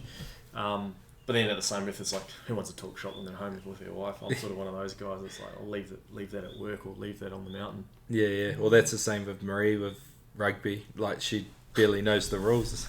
Yeah. And that was all I did professionally for nearly 20 years. And yeah, right. Yeah, of course. Yeah. And she appreciates the game, but she doesn't know the rules or what we're trying to sort of, I guess, even the game plans about what we're doing out there. So Anna's probably the same with hunting, because I've been doing it. I've done it ever since she's known me, and it's only in the last little while now we're all as a family going on hunts and going on tramps and going on hikes, and I guess it's not her thing, which is cool, and I'm totally cool with that. I didn't marry her for her ability to hunt or her knowledge. That wouldn't even be high on the price. But now we can share it, and we're sharing it through our children, which is awesome, because they're showing an aptitude to go tramping and want to be physical and do it. So I'm just like, I'm throwing everything at it. I'm like, yeah, chuck your pack on, let's go and do it. And we've been tramping our boots out up in the Kaimais over the last couple of months. The kids are clocking up some decent Ks now to the point where they're getting ready to, or my oldest is, should be pretty close to, right, we're going to go do a multi-day hunt now. You're ready to carry your 5 to 10 kilo pack and let's go hunting, because she's doing pretty well now. She's clocked up, I think last week or the week before, she clocked up a good sort of 20 plus Ks, and the weekend before that she's doing more. So I'm just fostering that. Like I'm not pushing them into it. Yeah. And but the beauty about what I was trying to get at is Anna's coming along for the ride too, which is great, because the outdoor stuff for me has been a relatively selfish pursuit. It's always been, I'm going to the Victorian high country, or I'm going to the Idaho to chase bull elk. Like, it's me and my mate, and it's never been, we're doing it together. So now we are finally being able to do stuff, and it's through the joint desire to get the kids involved and go in the outdoors, because we find that we just enjoy it. And that's one of the benefits of the outdoors. It's just like, forget about the hunting. I don't even need to be hunting. I just, being in the outdoors with the family is just, I don't know, it's almost therapeutic, I'd say. Yeah. Especially for stuff, because I get so busy when I'm back in the real world, and then when I'm out there in the bush, everything's just blank. You're only just thinking about eating, drinking, sleeping, the real basic necessities of life. And no one can get hold of me, or now they can with InReach, but all of that stuff gets cast aside, and you're just existing. And I freaking love that. I don't even need to have a weapon or in my hand or the intent of going to harvest an animal at all. I'm just happy to be boots on the ground, pack on my shoulders, with looking behind me and seeing my 2 kids bumbling up the track, and smiles like from ear to ear. Oh well, I wouldn't say all the time, because there's some pretty sour moments with the kids, but it's all part of the process. Like, they're learning that it's not easy. They're also learning the weather doesn't always look like it does today, where it's blue sky and sun shining. But they know that it gets wet, your feet get wet, it gets uncomfortable, you get bitten by mozzies, you have to sleep on the ground, you've got to drag your shit through the mud, you've got to all these different things. It's all just sort of character building. I think it's valuable for them, to be honest. Yeah.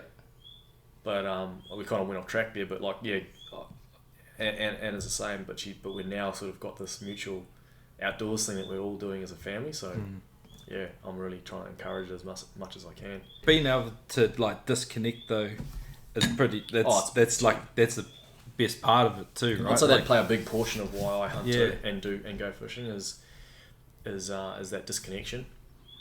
I don't know. I sometimes when I'm sitting in the office or something, I just think to what my dad's doing now. I was like, man, he's clocked. He's probably sitting there in Tonga with his feet up, or he's doing something out in the bush, or he's whatever he's doing. But it's all, he's disconnected from the modern world, but he's existing in it. But he's doing all these things that are real wholesome, like gathering food or growing something, or just, I guess that's retirement, I suppose. But I kind of crave that. I almost sometimes feel that I was born in the wrong era. Like, I should have been born, 300 years ago or something. Where, that's where I would have really thrived, because But that's the way it is in the modern world. You got to work and do stuff to make money. But sometimes I get to points where I'm just like, man, is this all totally unnecessary? Like, I don't need any of this crap to legitimately exist. Yeah, I could exist without any of this stuff and all this infrastructure around me, right? And sometimes that becomes a dangerous question that you end up battling yourself with, because you're like, maybe I should just disappear into the bush. But the reality is like, there's plenty of reasons why I love being outside of the bush too. So I had a real interesting scenario with Tamati Ellison. And he read this book, and it was, I can't remember the name of the book, but he was on this big buzz about basically you don't need materialistic things.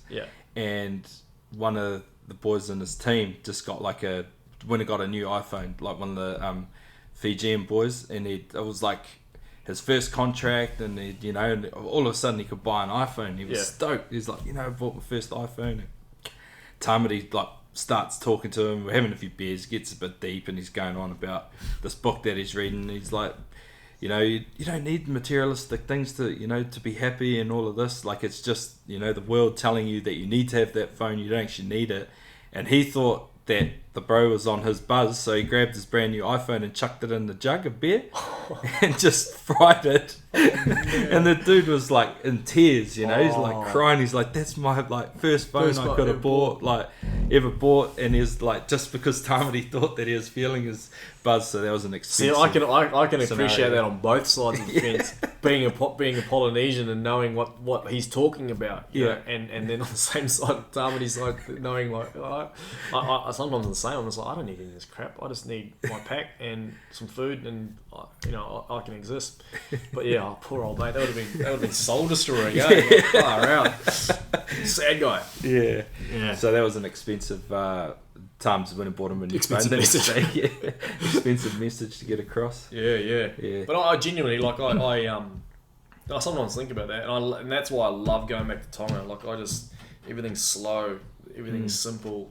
People are not caught up about the crap. It's just, you know, it's all about the good things in life. It's about family. It's about food. It's all that sort of stuff. Yeah, I genuinely miss that a lot sometimes on this side, or I get real busy at work. I'm like, man, it'd be great to just be sitting on the beach in Tonga and not even to worry about this. The biggest item on your list for the day is like, you've got to go get the coconuts and scrape them, turn them into milk to cook food with. Like that's about the biggest task of the day, where you got to go and feed the pigs or something. You know, that's about it. But I kind of look forward to that at some point in time, to be able to just go and disconnect. Yeah, I think all like islanders like have that in them, no way, because I played rugby with a lot of the island boys, and like Sivi Vatu's a prime example of that. Like he was, making serious bank. He was global superstar of the game. Yeah. He didn't give two shits about anything materialistic. Like did not care. That's good. We'd go around to his house and have kava and stuff. And his boy was there, like, hitting stones with an iPad, like a tennis racket.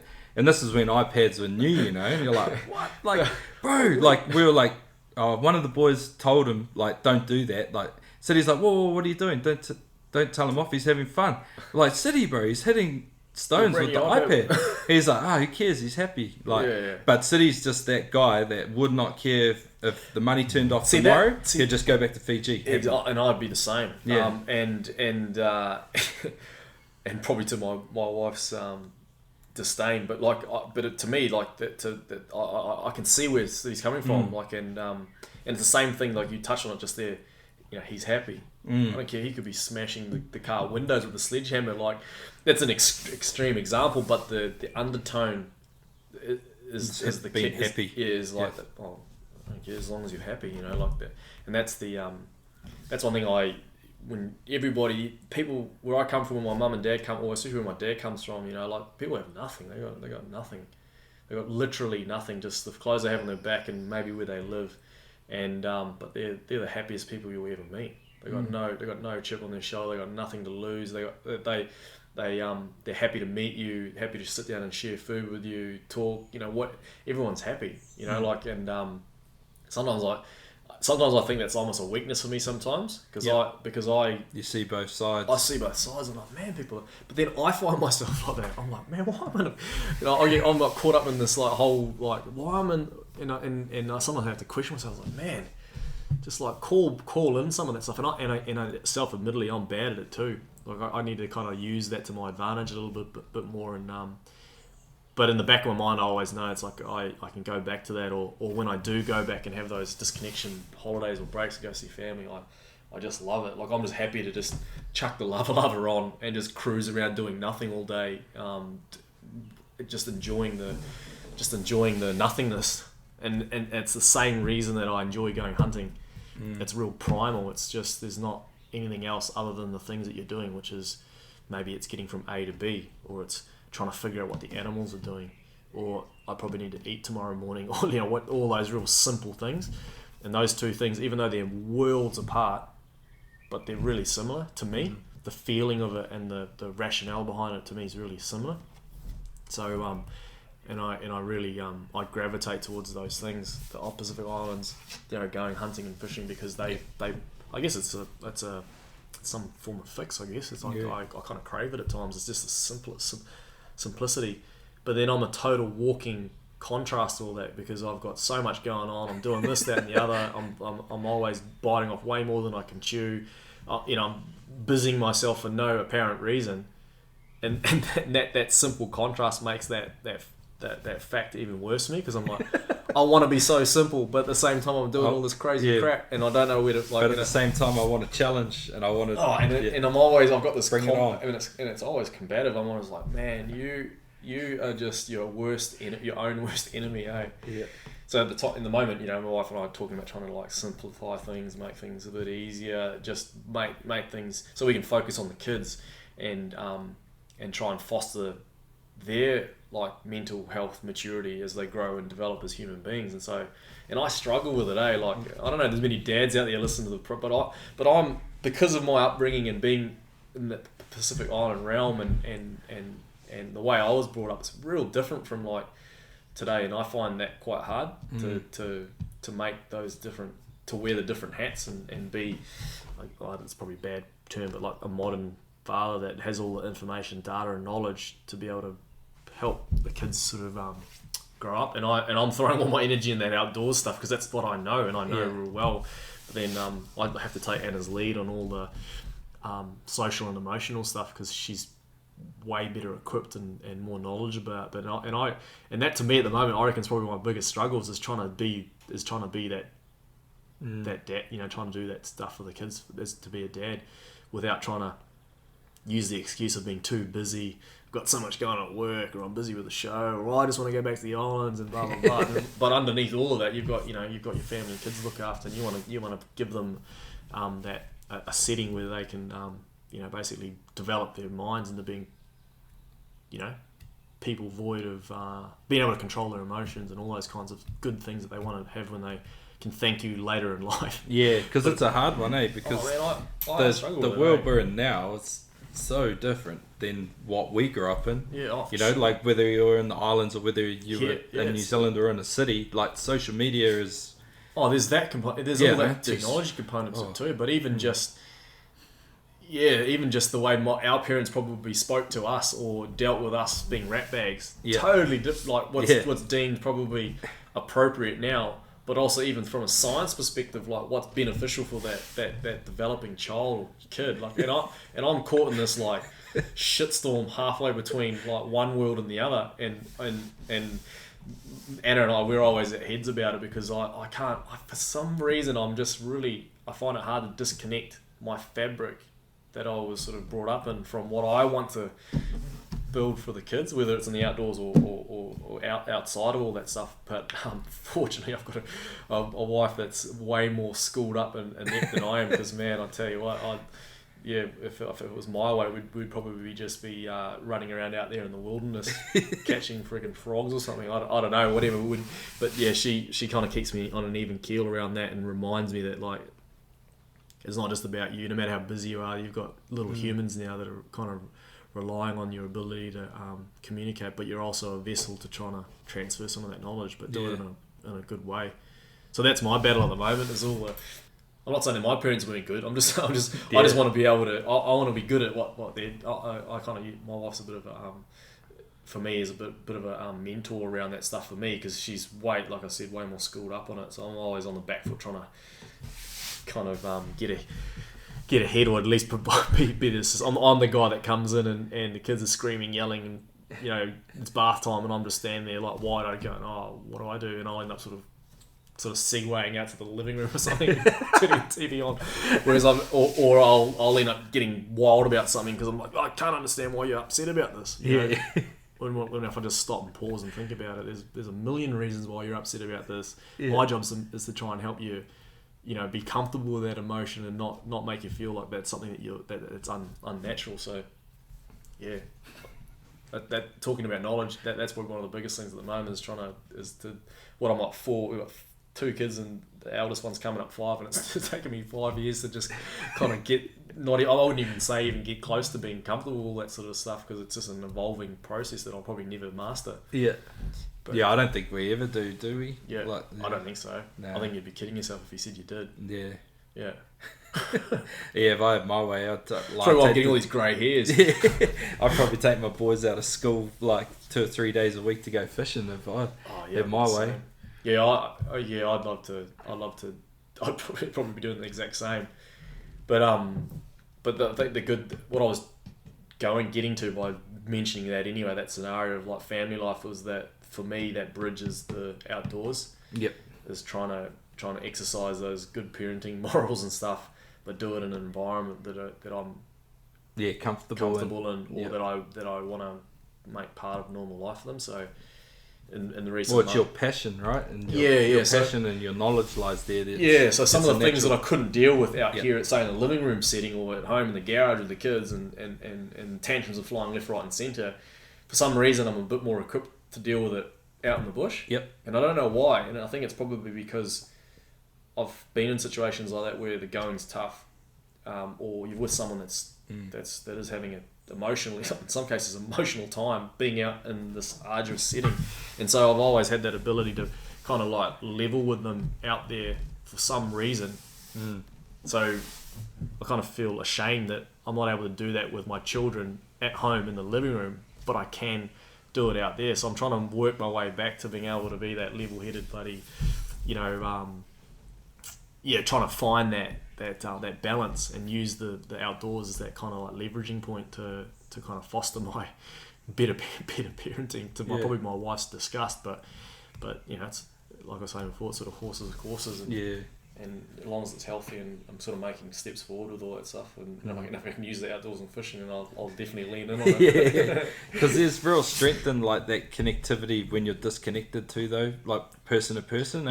So like, yes, you're out there in the wilderness with your kids, but it's you and your kids and your wife. Say exactly, like that's all it is. Like there's not the other stuff going on. I agree, and preschool, daycare, TV, what the news is saying, 100% external factors. I think so too, because it's so easy to be like, oh, our phone's calling, I've got to go and I've got to send an email, I've got to go and do something for the gym, or I've got to go and do this. Sweens is trying to get me to do a bloody podcast, or again. whatever, and you're getting there's all these different things to kind of like drag your attention away, right? Yeah. And for the kids, it's just like they just want your attention, almost at minimal, probably just eye contact. Yeah. And so the outdoors, like you're bang on. It's like being out there gets rid of all of the fluff, and it's just you and them. Whether it's a tantrum or something else, or it's a hard situation, at least it is just you and them, and your family navigating through that challenge or whatever it might be. Versus in a home setting, it can be. You get distracted so easy these days. There's so much other crap.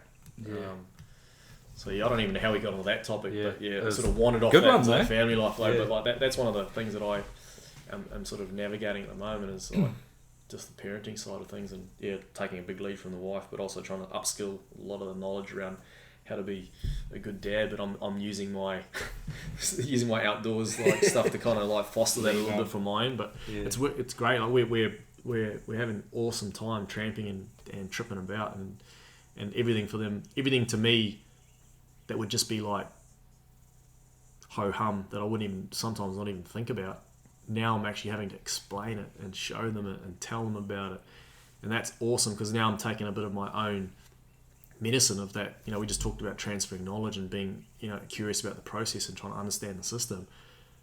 Well, now I'm having to do that, and I'm trying to work on that. That's why I was sort of banging on about the communication thing. I need to get better at that because now I'm having to tell a 5-year-old, like why we're going to walk over there, or whatever it might be. Like she asked me one question the other day. Actually, she asked my wife, and my wife messaged me and asked me about the answer. It was something like, "Why is there lava in the earth?" And I was just like, "Oh shit, this should be in my warehouse." Surely I come from the earth sciences background, I should have some. And I was like thinking, how do I explain this to this? How do I dumb this down? I still don't have a really good answer for it. I think I probably told her a semi/white lie of what my rough take on it was. But those situations are also coming up as we talk about knowledge, understanding processes. I've got that thirst for that, but now I'm trying to work on the other side, helping conveying those information that to my kids, and at the same time trying to be a dad but doing it in the outdoors too. So I'm enjoying it. I don't think there's any real right recipe, but just having a crack. And then like get that back to getting in that outdoors and that connecting again. like it's such a. I think that's what draws us to doing it Yeah, as well, because I you agree. get out there with your mates, and it's you and your mate, or you and Yeah. a group of your mates. And I think of an example last year. I was going out fishing. I took my cousin out, and then we were meant to go for 2 days, and then he. After the first day, he caught his marlin, so he pulled pin on day 2. And I was like, come on, we've got to go again. He's like, nah, I'm knackered. So I Need threw someone it. to lead to the Yeah, fish. so I threw it up on Instagram, like, who's keen to come? Like, and then my mate just rang me straight away. And I hadn't spent any, like, proper decent time with him for, probably 5, 6, 7 years. Like, we keep in contact with each other at, weddings, birthdays, and these kind of things. And then we jump on the boat, go out off Raglan, and because there's no cell phone service once you get past 50 metres out there. So it's just the two of us on the boat, and it was the best day. We just caught up on, everything. And, he's running his family farm now, and he actually bought the farm, which I didn't know. And we're talking about, my transition out of footy and the rest of it. And it was so good. Yeah, that's the... For me, anyway, that what you're talking about there is a real common thing for me. Like, that's something that I share with quite a lot of my good mates, and especially ones that I don't see very often, we'll usually catch up on a hunt, or we'll catch up going fishing, or we'll catch up doing something where we're disconnected. Yeah. Just like it is with the kids, or trying to get to those situations where you're disconnected from your environment with the kids. But I've got plenty of scenarios like that too, where you I guess your friendship kind of gets fostered more too. Like you if you haven't seen them like you had for a long time, but you're back out there doing something that you mutually enjoy, which is fishing, say for instance, you kind of just, I don't know, it's going back to what we said at the start of the podcast, is like you go and do something with someone in the outdoors, you kind of have this bond anyway, regardless of what the outcome was, whether you caught a fish or shot a deer or whatever it is, but it just sort of like that sort of bond strengthening exercise, like bonding. Yeah. Regardless of, and I've got mates like that too, you haven't seen for years, but when you go out and do stuff like that, it's like you just saw them yesterday. Yep. But you're hanging off the end of a line, pulling up some snapper or something, whatever it is. But I reckon the outdoors is great for that sort of stuff, and people probably should do more of it, to be honest. Yeah. Well, my dad, like, I got into fishing because of my old man. I think like most people do generally. It's what Dad did. So I got into the outdoors because of Dad. He loved hunting and fishing, and I took him out last year, first time out on my boat, marlin fishing. He's got a big 7.5 metre profile. Yeah. I chuck him on my little 4.7, and we go out off Raglan, and same scenario though, disconnected, no cell phone service. We're out there, the two of us. He's not a marlin fisherman at all. Doesn't like it. Doesn't have the patience for it. But we had the best day. We caught 2 marlin. We had 4 bites. Mate, that'll be the highest tagged 4 metre boat in the world. Far out. That's epic, eh? Yeah. And then but we had the best day, and he really enjoyed it because we spent that time connecting over a mutual passion of fishing, but my heavy passion of marlin fishing. Yeah. So he just, same thing, asked a shitload of questions all day. Why are we going here? What are you looking for? What are you seeing on the sounder?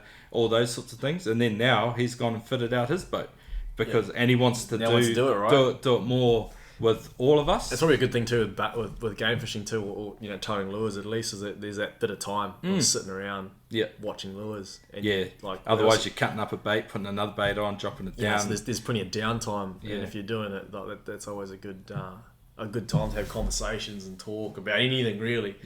There's plenty of benefits around that emotional and social side of the outdoors that is a real benefit for we're talking about that mental health stuff. Anyway, for me it definitely is. I know, and Anna will probably kick me out the door sometimes. He's like, you probably I know when haven't been hunting. Yeah. It's like I need to go. I just need to go and do something outdoors. It doesn't even have to be hunting. It can be just going down to the beach and going for a shore dive or something like that. It's just enough to kind of disconnect, but doing it with other people is way better. Well, in my opinion anyway. Doing it with a good mate or someone you hadn't seen what you had is always more memorable and beneficial because you're connecting with someone, right? Yeah, I'm hoping to do it with the kids more often. That's my buzz at the moment anyway. Yeah, me and Marie get to this point every sort of game season, sort of late February, March, just when the fishing really starts to heat up. But I've burnt up a shit All ton your of brownie brownie points. We're getting to that point. She's over it. She's not at the start of the season. She's excited if catch one or have a mean day, come back, share Mate, the you don't even stories. want to see my brownie Yeah. points balance. Oh, I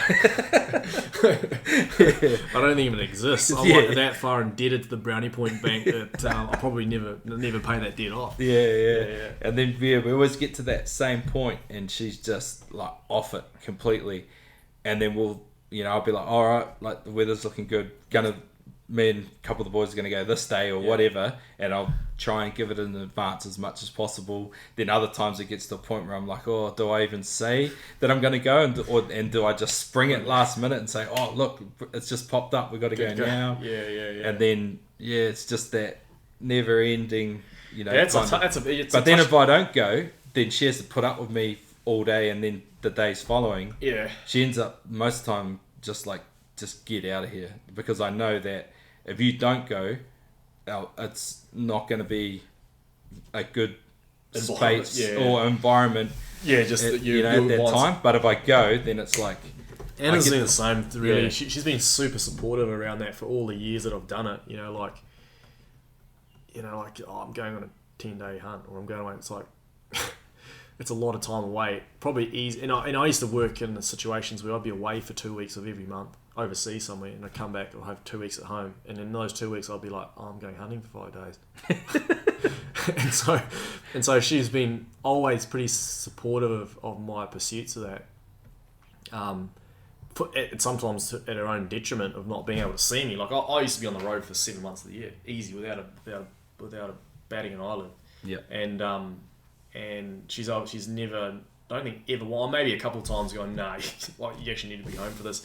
But she's always been pretty supportive. But what's changed, I reckon, and not from her side, but probably from my side, is that with kids now, I don't know, it's just, I find myself not doing as much crazy, dangerous crap that I used to do for fear of not being able to come home.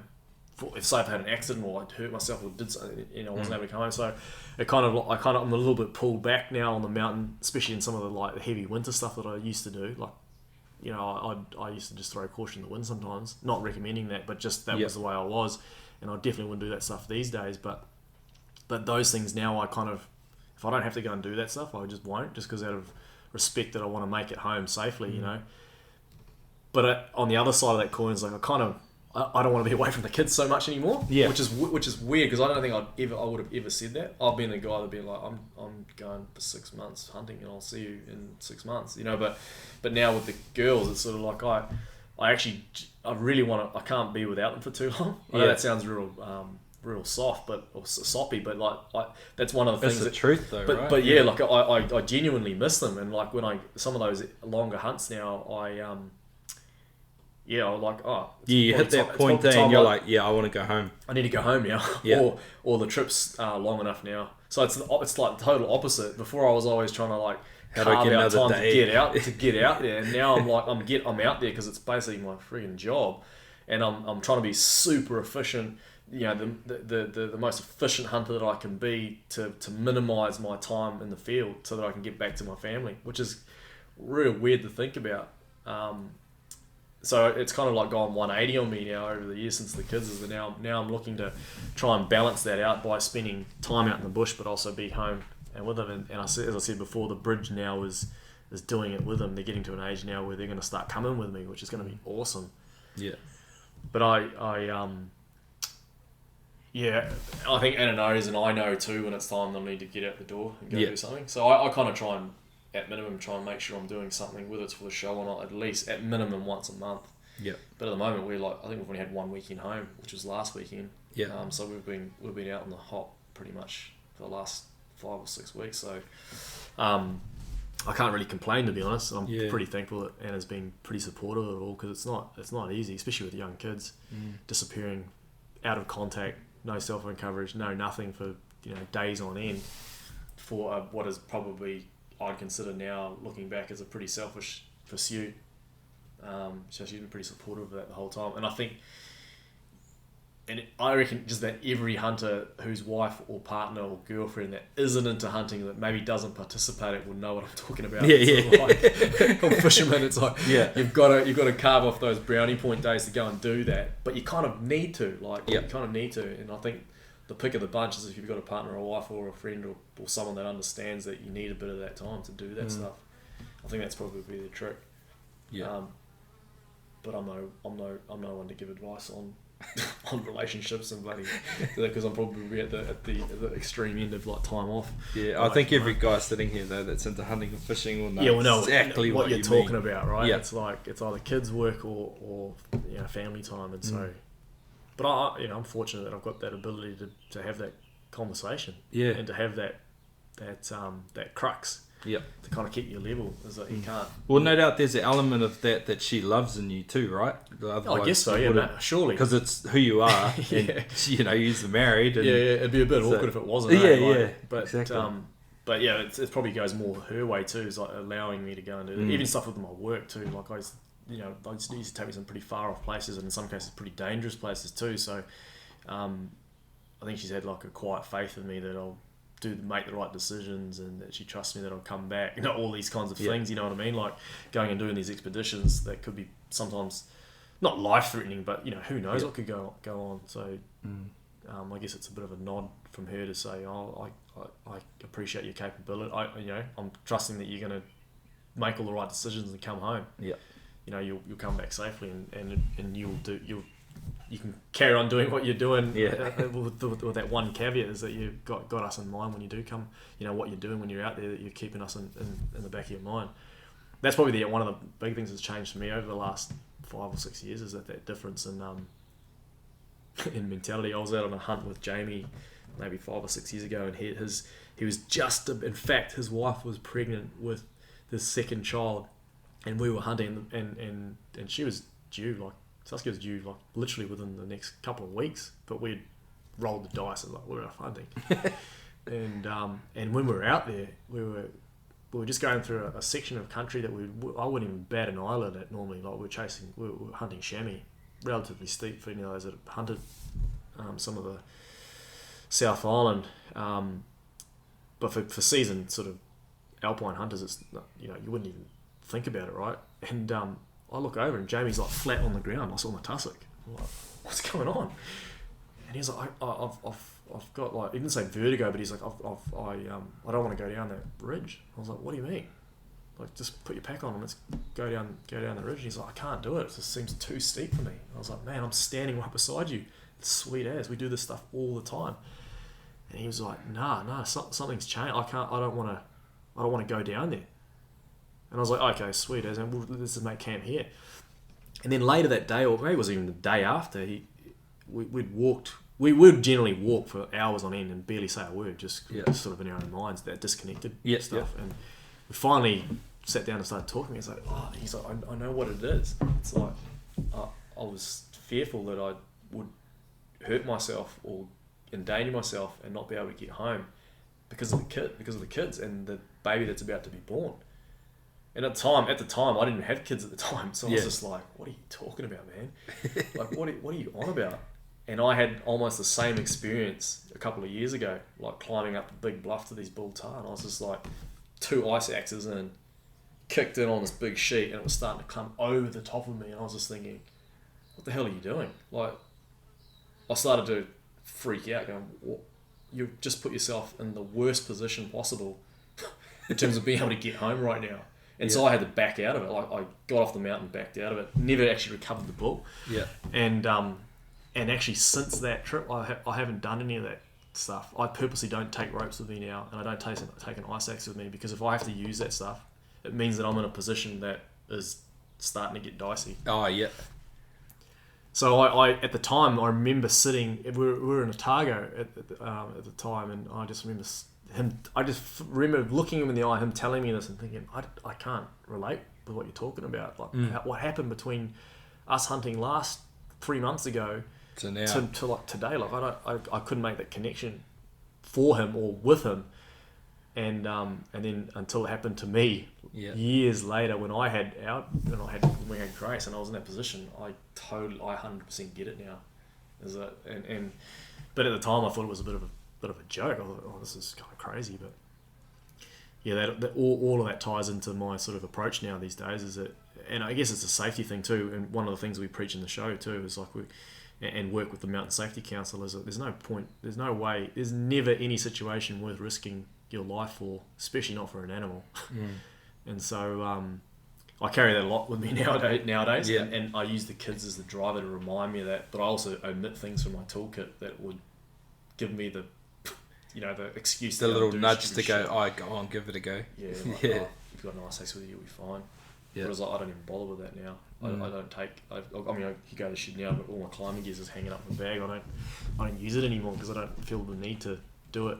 And there's an element to that as a younger, inexperienced, say, tar hunter in the South Island, and not knowing the processes about these animals, that you don't necessarily need to do that stuff to obtain either a good trophy or take meat home. So yeah, you kind of like, I've tapered back a lot of that sort of stuff nowadays for a couple of those reasons. But I don't think it takes away the passion though. Like it doesn't take away from that or the physical component to it. It's still equally as hard. You're just not doing what I'd probably now call risky stuff. Yeah. Yeah. Now, you talked about it there, but I suppose we've talked around it a fair bit. But what do you actually do for work? I'm actually a geotechnical engineer by trade, so I work anything to do with building on, under, through rock or soil. It's kind of what I do. So I used to do a lot of work with for minerals company, resource companies and stuff like that. So mostly in the mining sector. But yeah, worked in civil. So hence the reason you spent months and months. So I'd be away in different operations around the planet. Worked for a Canadian company that had assets all over, Eastern Africa, Southeast Asia, North America, Australia, all over the place. And that's what I do. That's what I studied to do, and what I've been doing for on and off over the last 15 plus years or something like that. So yeah, that's how I make a formal crust, I guess. But actually one of the good things about it is now I'm back in New Zealand, I've always applied that trade. It's a relatively specialist thing, so it's not something that's done. The stuff that I do around tunnelling and stuff like that, there's not a lot of it in New Zealand. When I was coming up anyway, all of the stuff for projects were mostly overseas. But now there's tunnels going on in Auckland, and there's other companies that have got the necessity to have those kinds of people with that expertise in the country. And with the COVID situation, it's kind of good to be able to come back to New Zealand and apply my trade domestically in New Zealand, because I've always had to travel overseas to do it. So now I'm in this real good situation where I'm out here near the beach. I've got hunting on the doorstep. I'm now doing work back here. I'm home every night with the family and kids, and it's kind of this good sweet spot where it's all sort of like coalescing together. And work was always that missing piece, was that I'd always have to go to the far ends of the world, or at minimum anyway, just travelling to go and do that sort of stuff. But now I'm sort of able to do it domestically in New Zealand, which is, I always had that plan, but there was never really the setting for it. But now, just for whatever reasons, it's kind of a moons aligned, and so now I'm in that position where I can look at, towing the boat down and shooting off after work and catching the tide, straight after work, or going fishing before work, or going for a hunt in the afternoons or something like that, which is totally foreign to me. Yeah. Whenever I was back in New Zealand, I was either doing other business stuff with the gym or the show, or I was just on holiday. Yeah. So it's been a juggle to have work and all that stuff all intertwined together now. Yeah. I've always lived a really untraditional freaking lifestyle, but it's sort of like the next coming of age. It's like that next pivot point in my life. So I'm able to tie everything together now, enjoy the time with the kids, do some professional work, to continue to forge out stuff for the show, keep an interest in the gym and running, a functional training facility, all that sort of stuff. It's a good period, a good time in our lives anyway at the moment. So we're kind of just enjoying it for what it is. But that's what I've done for years. So geomechanics, rock mechanics, anything to do with soil and rock, building through, under, or whatever. That's kind of my jam. But yeah, again, just like rugby and hunting, that's taken me some awesome places and some crazy experiences all around the world. So fortunate in that. Don't know if I'd I don't know if my daughter came and said, I want to be a geotechnical engineer, I'd be like, nah, don't do that. Do something else. Yeah, because it's just for the pure fact that it's again it was initially a bit of a selfish pursuit because of the travel and some of the cool things we got to do, but in my early years as a young engineer traveling around, it wasn't necessarily a family friendly thing. But I've somehow managed to land on my feet and find a scenario where it is. So I'm super stoked to be able to have that scenario and continue to do all those things in the outdoors that I love doing. So yeah, I couldn't be I'm in a fortunate situation. Yeah. So with the show, like you mentioned there's Pure Fly as well. I didn't realise that was part of the same umbrella also, and obviously South Sea Spearo falls under that umbrella too with the Hunters Club. Like, is that like what is the kind of depth to that I suppose umbrella or group? Yeah, well, so the Hunters Club, I guess, is sort of like it is an umbrella. That was the first. That was the initial production, I guess, if you want to, for lack of a better term. But Pure Fly NZ sort of co-produced with another party, but that we do some of the post production and some of that falls under the umbrella. But the two main ones really are South Sea Spearos and the Hunters Club, and Dave, who is the producer and sort of head honcho, the brains of the whole sort of organism. He's sort of at the helm with a lot of the production side of things. So like capturing, editing, processing the stuff, and then the majority of us, or the four other guys that are involved, we're the talent on the front of the camera.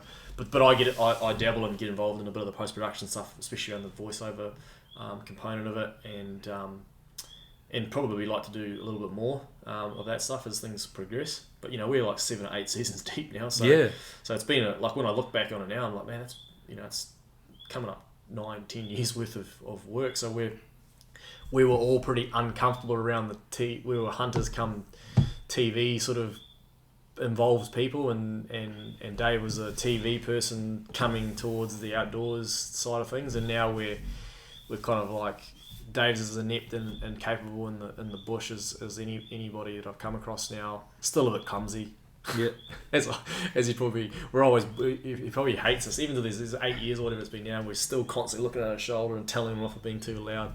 But it's almost like a bit of an inside joke, because it's just like, man, just go a little bit quieter. It'll increase our chances. But he's physically and he's changed. Like being from the day that I met into the guy that is out there now filming the majority of the stuff that we do. Like he's got his feet in boots way more of the year than I do, and we're out in the front side of the lens. So he's clocking up some hours on the mountain. Yeah, because he's the main. He'd be the kind of mainstay of the group, and you have a bit of a revolving. Yeah, that's right. Like hunting crew. Yeah, that's right. So Dave is a producer, and Amber is a production manager. So they kind of like run the whole thing, and then there's 5 of us that kind of jostle in and out. But that model kind of works for us because we've got other lives and other businesses, and so it'd be great to say that I would do it full time, 190 days of the year in the bush. But the reality is, like physically, that's actually way harder than it sounds. Like that's actually tough. Yeah. And it's also hard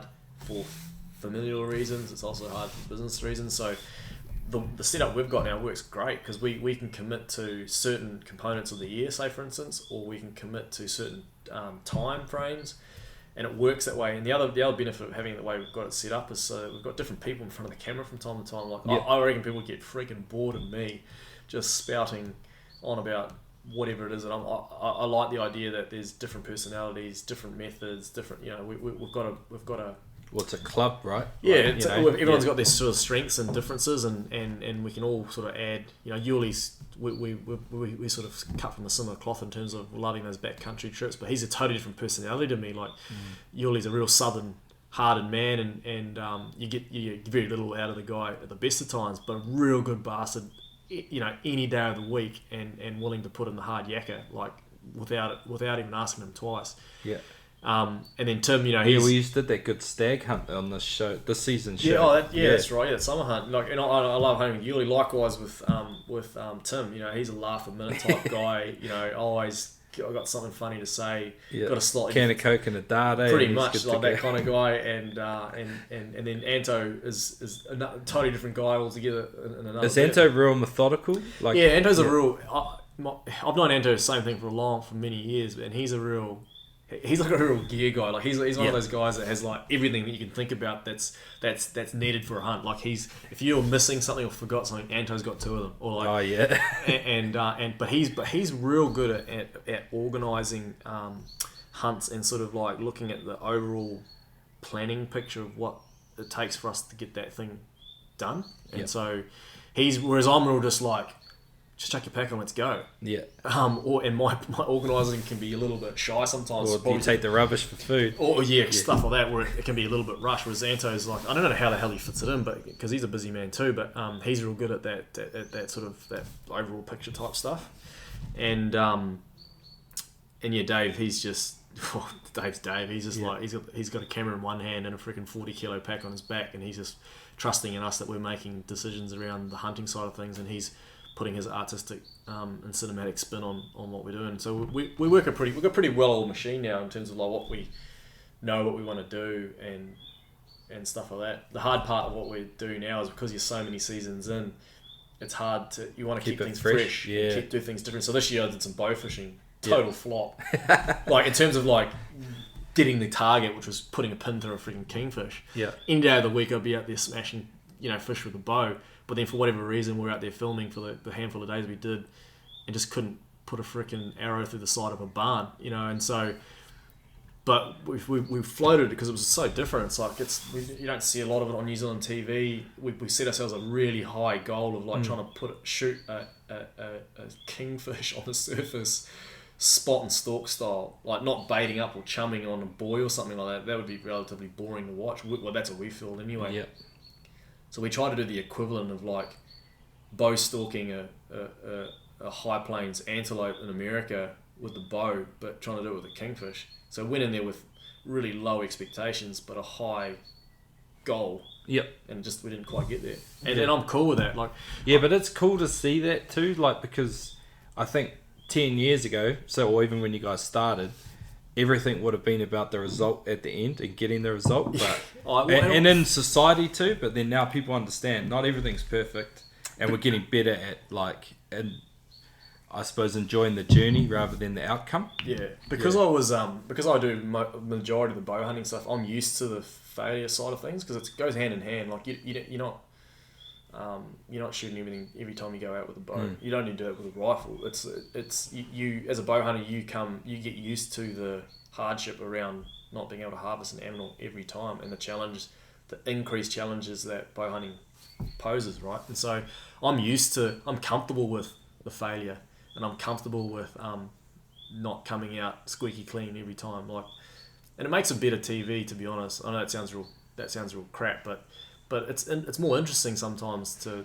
see that this guy's failed. Or what I like sometimes is the opinions. Yep, sometimes I get lots of opinions, but then sometimes you get the advice. And like I said before, I'm a sucker for knowledge. Like if someone's got some advice to me that's beneficial, I'm straight in there. Yeah. I'm happy to hear like where I fell short and find out why I should have done it this way or that way or some other thing, or try this or go there or go here. Like I'm always open to that. I'd be a bit of a fool if I wasn't. And so, whereas I know some of the other guys in the group can get a little bit hard done by sometimes if the result doesn't come our way. And it can be, I'll admit though, that's one component of the hunting that changed for me a little bit, is like it can be like pressure. It's like, and I can only assimilate it to playing rugby. It's like 4-day trip planned, still haven't shot anything. It's day 3. You've got one more. You've got 12 hours. Yeah. Before you patch out here, like, can you make this happen? And those are the hunts that we hate. Is like, we're like, oh man, we've got one morning hunt to make this count, and you start down talking yourself, it's probably not going to happen, is it? And like, and you start playing those games, and then when you pull it off, the best. So those are the worst hunts, and then the best ones are like when you're down to the wire and you make it happen. It's like bottle champagne type scenario. Yeah. It's like freaking 3 guys screaming at the top of their lungs on the side of a mountain that we just did it, not because we killed a freaking animal, just because we managed to break through that fuzz to achieve the goal. Yeah. But that's probably one of the challenges is trying to keep things fresh, keep the content rolling that's unique, but also like, you know, unique to us, and not trying to like remap things that we've done in the past or try and sort of redo what other people have done. But I think we've got a good recipe around how we've structured it, and it seems to work. We're all good mates anyway, so it's easy like that. And then going all the way to the South Sea Spearo, so that's a whole sort of like mutation of what we're doing anyway. And a lot of us do the Hunters Club. Although I'd love to say I was comfortable with the spear gun in my hand. It's better to have the pros in. So we, you know, guys like Jules and Dwayne and Tim and Kieran and Nat and Rochelle. I mean, these guys are the best of the best, like freedivers in the country. I mean, Dwayne and Jules have both represented New Zealand at world champ level for sport spearfishing. So these guys are no, they're no preschoolers. Like they are freaking. They're amazing, and so I remember just having the ability to, or the friendships, or having the ability to be able to even just try, you know, go and dive with these guys from time to time. I'm just like in awe of their ability. Like I appreciate, you know, just like you. I mean, you appreciate what goes into sort of athleticism for, you know, someone that's really good at something, right? And watching these guys dive, it's like that. It's like, man, you're just sitting on the surf watching these guys go down 30 meters in a single breath and be down there for like God knows how long. Yeah. And then coming up with a freaking, you know, 50 kilo kingfish attached at the end of their spear. Like that, that's like at an elite level of mastery just about. And I'm fortunate that I have that ability to go diving with these guys, and I'd be kidding myself to think that I'd be the guy out there diving on camera with these guys. Don't get me wrong, I've been in the water with them and dived with them, but man, those guys, they're next level, eh? Yeah. And it's almost, it's so. In fact, they're up there. They're up the Kings today diving. I'm supposed to go up there with them, but I'd be like a fish out of water with those boys. And it's just impressive what they do. And that's that whole thing came out of a real interest. We'd do out of the process I was talking about before. We'd do one show that was a bit different or did something different for just freshness. Tim and I were interested. We were interested in spearfishing. Dave was keen in spearfishing, so we're like, let's do a couple of spearfishing eps and just see what the uptake's like. Well, it was just overwhelming. People loved it, and there's a huge crowd in New Zealand that are just frothers for spearing. So. And as they should be, because we've got some amazing opportunities in New Zealand to do it here, some of the best in the world. And so, yeah, that's where that's kind of sprouted from, and that's another it's another sort of string to our bow now is the spearfishing side of things. But those guys are sort of steaming ahead and doing their thing, and they're cooking up equally as awesome adventures as we are. So, and the good thing about it all is that we're all pretty good. You know, we're all associated or good mates, and there's a good sort of connection there, and I think that's a good recipe for how things come across on camera, is that you need to have that relationship with people. It's similar to what we were talking about before. You go out fishing with your mate you haven't seen in a while, but there's a rapport there, right? The same with the stuff on camera, is that you go diving or hunting with these guys, there's a friendship there anyway. We love doing what we're doing, and it comes across better. It's more natural. Yeah. But I must say, the Spearos are a little bit more rowdy than us at the Hunters Club. Oh yeah, they're a bit more. I saw them in good form at the Tyro boat show. Actually, yeah. Oh, I must have missed it. I was up there, but yeah, those boys are always coming out of bloody meet and greet events, all seedy-eyed and late nights, whereas we're a little bit toned back at the Hunters Club. But you know that makes it. You know, well, they got big personalities, that group, don't they? Like they're charismatic people. They like that. That's right. Being charismatic is the key. Yeah. And Tim's right up there. Like everything that comes out of that dude's mouth is gold. Like, and I sometimes find myself sitting back, like watching the reviews and going through the post production stuff with Dave, and I'm just like in stitches at some of the shit that he says, or just like the scenarios that he puts himself in, and then like the comments that he has. Like, because sometimes there's a lot of stuff that doesn't go to camera, just like that we. You know, Dave will find a sound bite and like send it through. He's like, "Have a listen to this," and like I'll be like, "Man, you know, he's just the walking freaking marketing machine." Like he's just a real good representation of a charismatic, enthusiastic guy. And Tim's a he's a weapon in the water. Like he dives commercially. I mean, It's like me saying that if my job was digging holes, that when I finish work, I want to go and dig holes as my passion and pastime. Like Tim dives for a living, and then he'll get out of the water, and he spends more time underwater than he does above land, I reckon. Yeah. But and he's super passionate diver and equally as passionate and skillful hunter. So he's a real jack of all trades and a real laugh a minute type guy. He's a good guy to go on a mission with, because you're never down in the dumps with Timmy. It's always it's always some freaking laugh or some, it's just always a good laugh. But I'm interested to see what we've got. Some pretty interesting stuff coming up in the next year. Or we already started filming for the next season. So so how far is the production ahead? Like, like what we see on TV, when's that been filmed generally? Yeah, well, the last 2 years, because of COVID, everything you see this year or this coming season was shot this year. Oh, yeah. Yeah. We've had some years where we've had to carry over stuff from previous season because it was like a 2-part story. We had to go and do it. It didn't work out. Then we had to go back and try again, and it worked out. So, but we try and keep everything real time in terms of the year that we film. Goes up on camera. Goes up on screens that particular year. So yeah, pretty much current. Everything's current. Yeah. Yeah, we don't fabricate anything in terms of like like trying to cobble together a fabricated story. I think we just everything rolls off the timeline as it happened in the field. So the only situations where that wouldn't be was that whether you had to go back twice or 3 times or something like that, but that's sometimes rolled in as part of the story, right? Yeah, it's like we're back here try again type thing. Yeah. But yeah, everything else usually goes its way, and we're getting less, like we were talking before, we're getting less worried about showing the failure. I kind of like it, and I don't mind being the scapegoat that takes the fall, because it's a true reflection of the sport. It's not like you can't come out winning every single time. Yeah. Because I talked to Matt Watson about that too, and he said the same thing. Like, they used to be really, really, like, everything had to be perfect, even like the imagery, the shots, like everything. If there was a little wobble in the camera, it was gone. Where now it's like they're almost the other way. If the shot's too perfect, they'll put a little bit of a wobble in it to make it more relatable. Right? Yeah.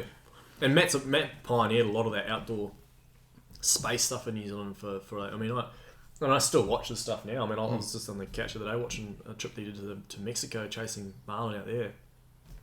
Glued to the TV, watching him doing his thing out there. But he's got he must be 15 years now plus. Plus. Plus. Well, Dave was with him, mate. Dave filmed him for a while. So like, there was a time where there was not a lot of on screens for outdoor stuff. They're always genuine with some decent fishing stuff. Well, it depends on what you call decent, but I mean, there was always content, right? Yeah. But for the hunting side, there was really not a lot around, and so at the time when we launched the show, there was maybe one hunting-centric show on Maori TV. Oh yeah, Hunting Aotearoa. That was probably about it. And they'd already been like sort of 5-6 seasons in. They were quite long-standing. And no disrespect to them at all. But we felt that we could showcase a bit more of what hunting is to, well, not only to us, but to the wider majority of hunters in New Zealand. Like I said, I'm not saying what they were doing was wrong. It was just that we felt that there's space for it. Different space in the market, right? And we wanted to show what.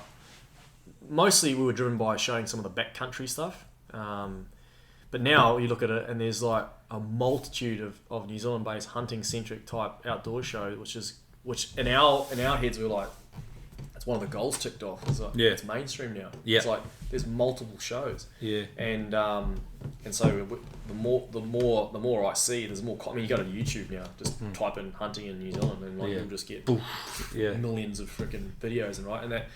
Whereas 10 years ago you did that, you wouldn't get a lot of content, right? So and in my mind, it's like, well, we've done our part to make it more and more mainstream and acceptable. In that process, and there's all different sorts of styles in that now as well. Like you look at Joe Edlington, like J.E. Wilds, and he's got that.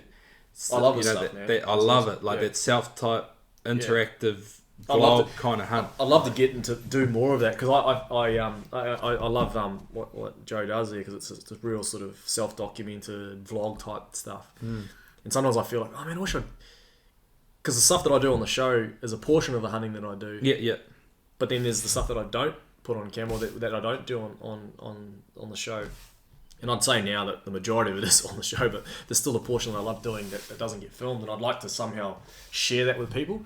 Again, with the intention of trying to, like, you know, share some knowledge and help people out that maybe not have the ability to go and find some of the experience that they want to learn about the show. So I think Joe's done a great job with that.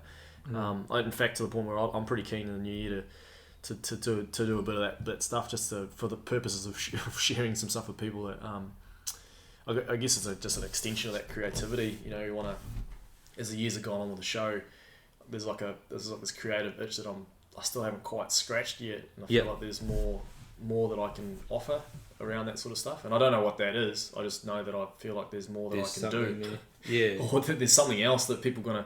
It's like, it's all good having the stuff on TV. Like, it's great. That's kind of happened being done because at the time there was little to no content. But now I feel like there's other avenues to be able to share that, cast the net a little bit wider. So we're working on some stuff in the background that we might try and launch in the new year, but sort of a wait and see how that all goes. But yeah, I've definitely got a creative itch to scratch and try and I don't know, put a bit more out of show content out there, to like more sort of behind the scenes type stuff, and just more that that connection with people, more direct contact with people rather than just here's the episode, watch it, and then that's it. Yeah. But anyway, we'll have to see how that all goes. But there's some real good content in different media platforms now. That like, we're spoiled now with the hunting stuff and fishing stuff. Like, I love some of the stuff that I love watching is the sort of the cinematography with a lot of the sort of higher end spearfishing, like documentaries and some of the big game fishing outfits that do it. Like, they're just so well shot, and equally the fish that they catch and shoot is just like mind blowing. Yeah. And they just somehow capture it. And there's a couple of cameramen and production companies out there that I just like, man, I'd love to do something with them one day, or at least just be a fly on the wall on one of their trips and just watch them do their thing, because it's like, far out, it's awesome. Even though, not saying our stuff's no good, but it's just, I love seeing what other people do too. But yeah, I feel we've still got plenty of legs left in terms of like what we can put up, and we're getting more creative with how we do trips and what we involve. And we did a trip this year with that we did with this one of our sponsors, Polaris. They kitted out one of the machines in a with basically snowshoes, and we just went raping around the Otago High Country in this like fully snowmobile kitted out machine. 10 years ago, I'd be like, "There's no way I'm going in a machine and doing a backcountry hunt." Like, but that was like so much fun, and almost I had my heart in my mouth a couple of times trying to navigate this thing down these steep bluffs. Yeah. But you know, that was something different too. Yeah. Again, wasn't a really successful trip, but it was just something different. We wanted to try something new, so we've got all these different tools at our disposal. We'll try and put some new content out there, or at least put some different spins on things for sure. Anyway, like you talked about it there, that different platforms and avenues for, I guess, content now, like podcasting is the same. Like, it's great to be able to, I suppose, connect the person more. Like you talk about, we see you on TV, but there's more to you than what's on TV. And it's like a platform like this, perfect for that, because we get to dive right into your heritage, your upbringing, what you do for work, and which you could never share. No, and you never have the platform to do it. There's no reason to either. It's sort of like you have a certain amount of time to put something together that goes on screen. It's maybe 35, 45 minutes. We're time limited enough as it is, let alone. But I'd like to see a bit more. We're getting to that point now where maybe some of those backstories might be told. Like where some of that stuff might be relevant content, because there's an established amount of time now that's gone between when we started and now, and there may be a relevant backstory, or there may be things like involving now children. We all started the show, none of us had kids. Some of us weren't even married, and now we're all married, we've all got kids, and we're at this like twilight years of our bloody hunting, and we just, maybe that's an avenue that we take. Who knows? We just sort of play it as we see it, and we've got this like open license to draft up some sort of path that'll take us. Yeah, well, like over time you start to, I suppose, as a as a fan of the show, you start to build I suppose, an image or a personality to the person, Yeah, like on the screen. Like Anto. I picked up that he was, but a nerd of hunting. Like I was like, he seems real methodical. And, and he is. Yeah. He's real. And then Timmy's just like rip shit and bust, bit of a hoot.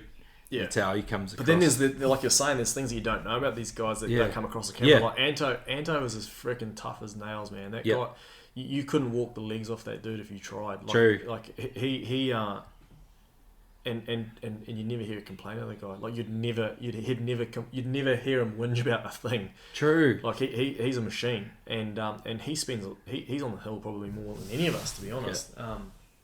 But you don't see that about, you don't hear it, you don't get that. That doesn't come across on camera probably about him.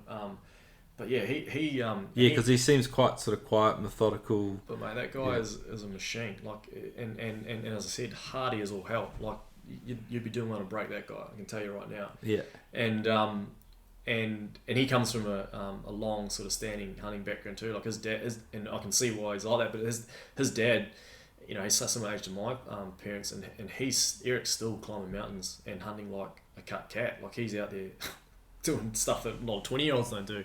So he's he there's a lot of stuff that doesn't come on camp that you don't see on camera. Those backstories, and maybe they are worthy to be told, or maybe they're worth telling in some other fashion. Sounds like good podcast episodes to me. Podcasts or something on YouTube. I don't know, whatever the kids doing these days. Yeah.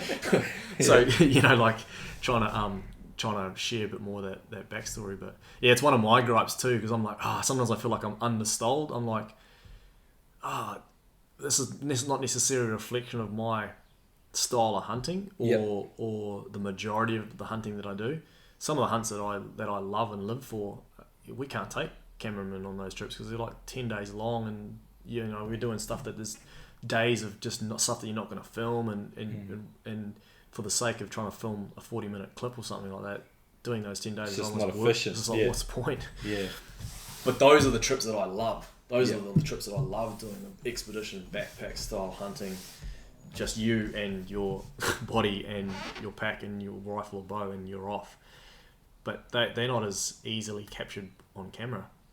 We've found a good balance now where we can do a bit of both, but we're sometimes almost limited by battery life. Like literally, we can't do more than 3 or 4 days because we can't charge batteries. And if you want to charge batteries, it means you've got to take a generator. Like, who's going to do that? Yeah. We certainly don't. Yeah. So you may have 5 batteries, but then the batteries, if you take more batteries, it means Dave's carrying 20 more kilos of weight. He's already at 35, 40 kilos, and then he's going to lug another. I mean, it becomes, until battery technology gets better, then you may be able to do those longer trips. But the size of cameras, the production level. But even that must be a big difference now to when you started. Oh, yeah, huge. Yeah, huge difference. But as the technology gets better, then it allows you to stretch your legs a little bit more. But what we've found a good balance is there's no necessity to go and do a 10-day trip and then shoot one animal, and then it's like you just committed 10 days.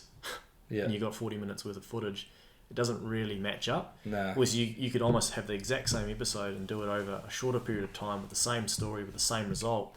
It's a balance between efficiency but also limitations of the gear. So we're kind of in that sweet spot now, and as technology gets better, it's going to make things a little bit easier. But then you have to almost question as to, do you even need to do that? Yeah. Me personally, yes. My answer to that is yes. I want to do the 10-day, 12-day trip. I want to traverse the Southern Alps twice. I want to go and walk the length of freaking Montana looking for, I want to go do those long. I want to, go up into Asia and hunt ibex and all that sort of stuff. But, but those are long, arduous trips, and they're not they don't lend themselves necessarily to a good episode, to capturing footage. Yeah.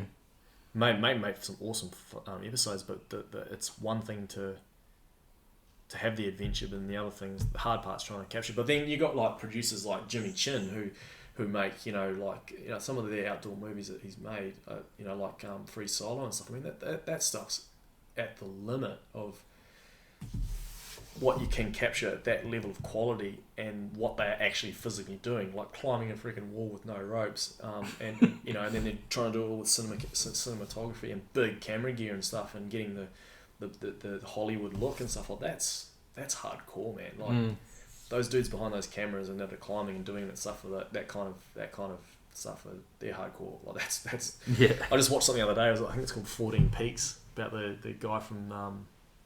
Oh, is that on Netflix? Yeah, from Nepal that Oh, climbed yeah. the 14 of the highest, or the 14 summits over 8,000 meters, and he did them all in a couple of months. Just to film that would have been hectic. Yeah. Let alone actually doing the climbing. Yeah.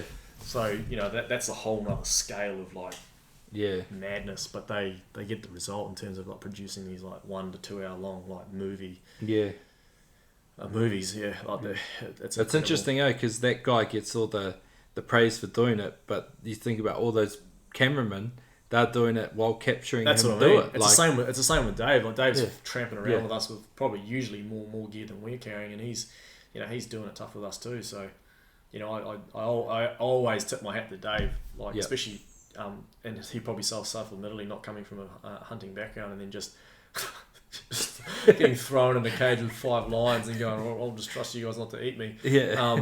And he's just taking it to like a duck to water, eh? Like he's all over it now. So it's been good seeing all those sort of little evolutions and backstories evolve over time. So Yeah. Do you use like multiple cameramen, or is it just sometimes mainly we do. just Dave? Sometimes we do, but a lot of the actual on the ground hunting trips is you don't really need to have more than a single camera. Some of the other shows I know do. Yep. We've like I was saying, we've got ourselves to a Good position. system. Yeah, we've got a good system, and we're all pretty inept at being able to run various components of capturing footage and all that sort of stuff. So we're kind of like a little in-house bandwagon of guys, and there's other things too, like health and safety things too. There's like more people we have on the ground, just more to manage and stuff like that. So we've got our own little sort of way that we do it, and it seems to work well for us. But yeah, we do sometimes, and then other hunts and situations just don't lend themselves to. Whether it's stalking in the bush, you can't have like 3 guys cramping around because it's already hard enough as it's just by yourself trying to shoot a deer with a bow, let alone having 3 guys crashing around. So there's all those things that often don't get talked about or conveyed, but there's all those challenges. In fact, to the point now where I find it, I don't know what it's like to hunt. I'm constantly hunting now with a cameraman in mind. Oh, yep. Whereas when I started, it was real hard to do that. I was like, oh shit, that's right. Dave's got to get the shot. Or I can't rush this because Dave's got to get this on camera, otherwise it didn't happen, right? And so there's that. But now that's more the norm to me than it is doing it without it. Yeah, so then you go hunting by yourself, and you're like, oh, that's right, I need to wait for him. He's not there. And so I'll sometimes it'll hinder my personal hunting. My personal hunting. No, I wouldn't say hinder, but I sometimes like, oh shit, that's right. I don't need to do this. Just go and hunt. Yeah. But I enjoy the filming aspect of it. It's kind of it was actually came at a real good time because it reinvigorated. I was not getting bored, but I was sort of going, what's the next challenge? I was like, exactly. What's the next challenge? And so when we kind of cobbled all this together, it was like the perfect timing. I was just sort of going through the motions, going on these backpack hunts, enjoying them, shooting trophies, and just like I've never been one to really like share all that stuff either on like Instagram or anything like that. I've never been like heavily socially involved. I'd like to. I'm pretty keen to in the new year to do more of it. Yep. To kind of scratch that creative itch, but so it was always just something I was happy to have photo albums and write a diary and keep my own sort of thing about it. So when Dave and we kind of formulated this Tunners Club thing, it was just that it was a chance to be able to share it finally, but then not have to worry about. Like I wasn't having to edit stuff initially like Dave was doing. I was like, sweet, let's go hunting. You capture it and I can tell everyone the story. And so it kind of worked out. It was like perfect timing, and I wanted to be able to tell that story because it's one of the hard things about hunting, and a lot of hunters probably relate to this, is that it's hard to go out and then come back and tell or express what the trip was what happened. It was words, and so a lot of us and a lot of hunters they're really good at taking photos and capturing video and stuff because you do it to try and to convey the story, you're looking for too, right? Like, you know what you're looking at. And was there a bit of that at the start with Dave, like trying to teach him what to look for? And we're still doing that now. Yeah. No, it's hard though because you got to remember he's looking through lenses. Say for instance, we see, but giving him a leg up though, he's spotted plenty of animals that we haven't seen. So he's got an eye for it now, or he's acquired an eye for it now. But and initially it was pretty. That was one of the hard parts, is trying to. Especially in the bush, it's really hard. Like sometimes I'll pick up a tiny bit of movement, like a flick of an ear. I'll see the deer move through like thicket. Like I can barely see through it anyway. And you're trying to like convey that to someone that doesn't even know what the hell you're looking at. that's a hard story to Yeah, tell it's by, anyway. it's by that green leaf. Like, oh, they're all green. Anto's got some doozies, eh? It's like Yeah. it's on that face over there by the round rock next to the yellow tussock, and then it's the whole face is rocks and tussock, and it's like even I can't find that Anto. Like, how the hell's Dave gonna know where that is? So yeah, we there's all those little challenges too that you don't ever see, Yeah. but yeah. Short answer is yeah. There's plenty of situations there where you're kind of having to coach the lens onto something, or trying to explain to Dave where it's coming, or anticipating where an animal might appear, or all those sort of things. But that's just part and parcel of trying to capture Yeah, and then I suppose over time you form that relationship, and then he forms the skills. It's probably one of the most frustrating. I reckon it'd be one of the most frustrating things with Dave. Eh? Like whenever we see, like especially if it's a high pressure situation, and we see an animal, and we're like, we need to get our skates on to get set up for a shot here. Yeah. And Dave still hasn't seen it. I know, I can just tell by his voice, he's like frustrated. He's like, guys, just freaking tell me where it is so that I can get, we're frantic trying to get rifles set up in the whole 9 yards. Yeah. And even to this day, that's always like, like we're grabbing each other's heads and like moving it around to like, there, it's right there. Like just really dumb. It's like, if you stood back and put like a GoPro on the wall or a video of that scenario, like it'd be comical, eh? Like, just like. But relatable as. Everyone would know. And just the and the like if you had the mics rolling, the language that would be coming out, the frustrations, and the freaking one guy's trying to get set up for a shot, or then I'm booting the freaking tripod leg, and Dave still hasn't seen the thing, and it becomes a bit of a comedy at times, but we make it work. Yeah. Has there ever been anywhere you've like nailed the money shot and Dave hasn't had it rolling? I don't think that actually is actually. Hopefully I haven't jinxed that. In some cases there's been either. We've been caught off guard and Dave's had to shoot handheld, which means that the image can be quite shaky, or it's maybe he hasn't racked focus, it's clear enough. But we can always work something back, and sometimes, like I was saying with Matt stuff, it kind of sometimes lends to the like kind of adds the hecticness of it, the kind of feel and look. Yeah. And then in some cases, we've nailed the shot, and it's a little bit not mundane, but like. It sort of is what it is, and we sometimes don't even end up showing it because it doesn't help tell the story, right? Yeah. But Dave's already got the license for how that sort of unfolds. But I think his strike rate's been pretty bloody good, to be honest. There's been a couple of scenarios where it's been a bit shaky or it's been sort of off focus or something. But for all those camera roughs out there, they're probably more than aware of like the pre-record on some of those bigger cinema cameras. Like the camera will pick up a couple of seconds.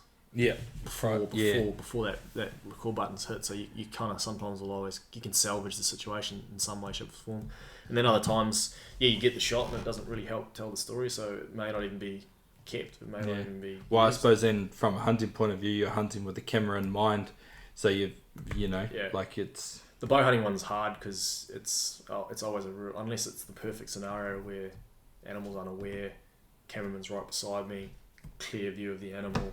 Time to take the shot and draw and take the shot so they can see the arrow placement. I don't think to this day that's happened. Maybe on one or two bow hunts. Like it's always been just whatever I've been rolling on my head cam or something like that to get the footage. But then just goes to show you don't need that 4K image punched in on the freaking animal's chest watching the arrow dive through it. Like you don't need it to tell a story. Nah. Great to have, but don't need it. Yeah. You kind of like can put two and two together. Like there's a dead animal here. It must have been shot. Yeah, you know what I mean? Like, and you've got the stalk hitting, and you've got the story's king. Yeah, the build up in the story's king. The imagery definitely helps tell the story, but you don't necessarily need all the gravy. Dave probably hates me saying that, but yeah, you don't. My opinion is anyway. Yeah, you don't. Yeah. Nah, that's cool, bro. We've dived into a fair bit there. Yeah, I think we've covered a lot, mate. Yeah. It was worth the wait. For me personally. Oh, anyway. cheers, mate. I feel like I've helped you out there. But no, I apologies if we haven't made it happen sooner. It's just been one of those things. It's like trying to get these two planets to align. Yeah. But, well, I think if everyone out there listening, you'll see why it took so long to get to this situation with, and for us to be able to sit down and I'll be fair. I mean, we're throwing bloody COVID in there. That's, yeah, that kind of skilled us.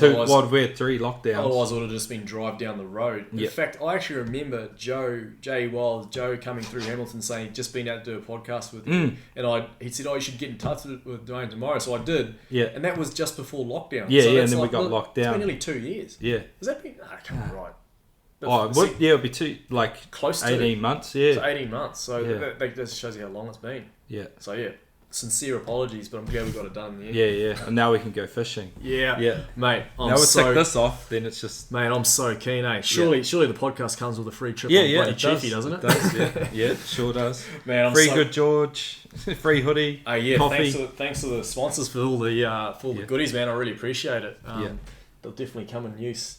Yeah. Maybe the gin more than the beer, but yeah, I appreciate Are you a it. gin drinker? Oh, time to time. Nice. Well, not really. I actually don't drink a lot these days, but Yeah. time and the place, yeah. Yeah, nice. Yeah.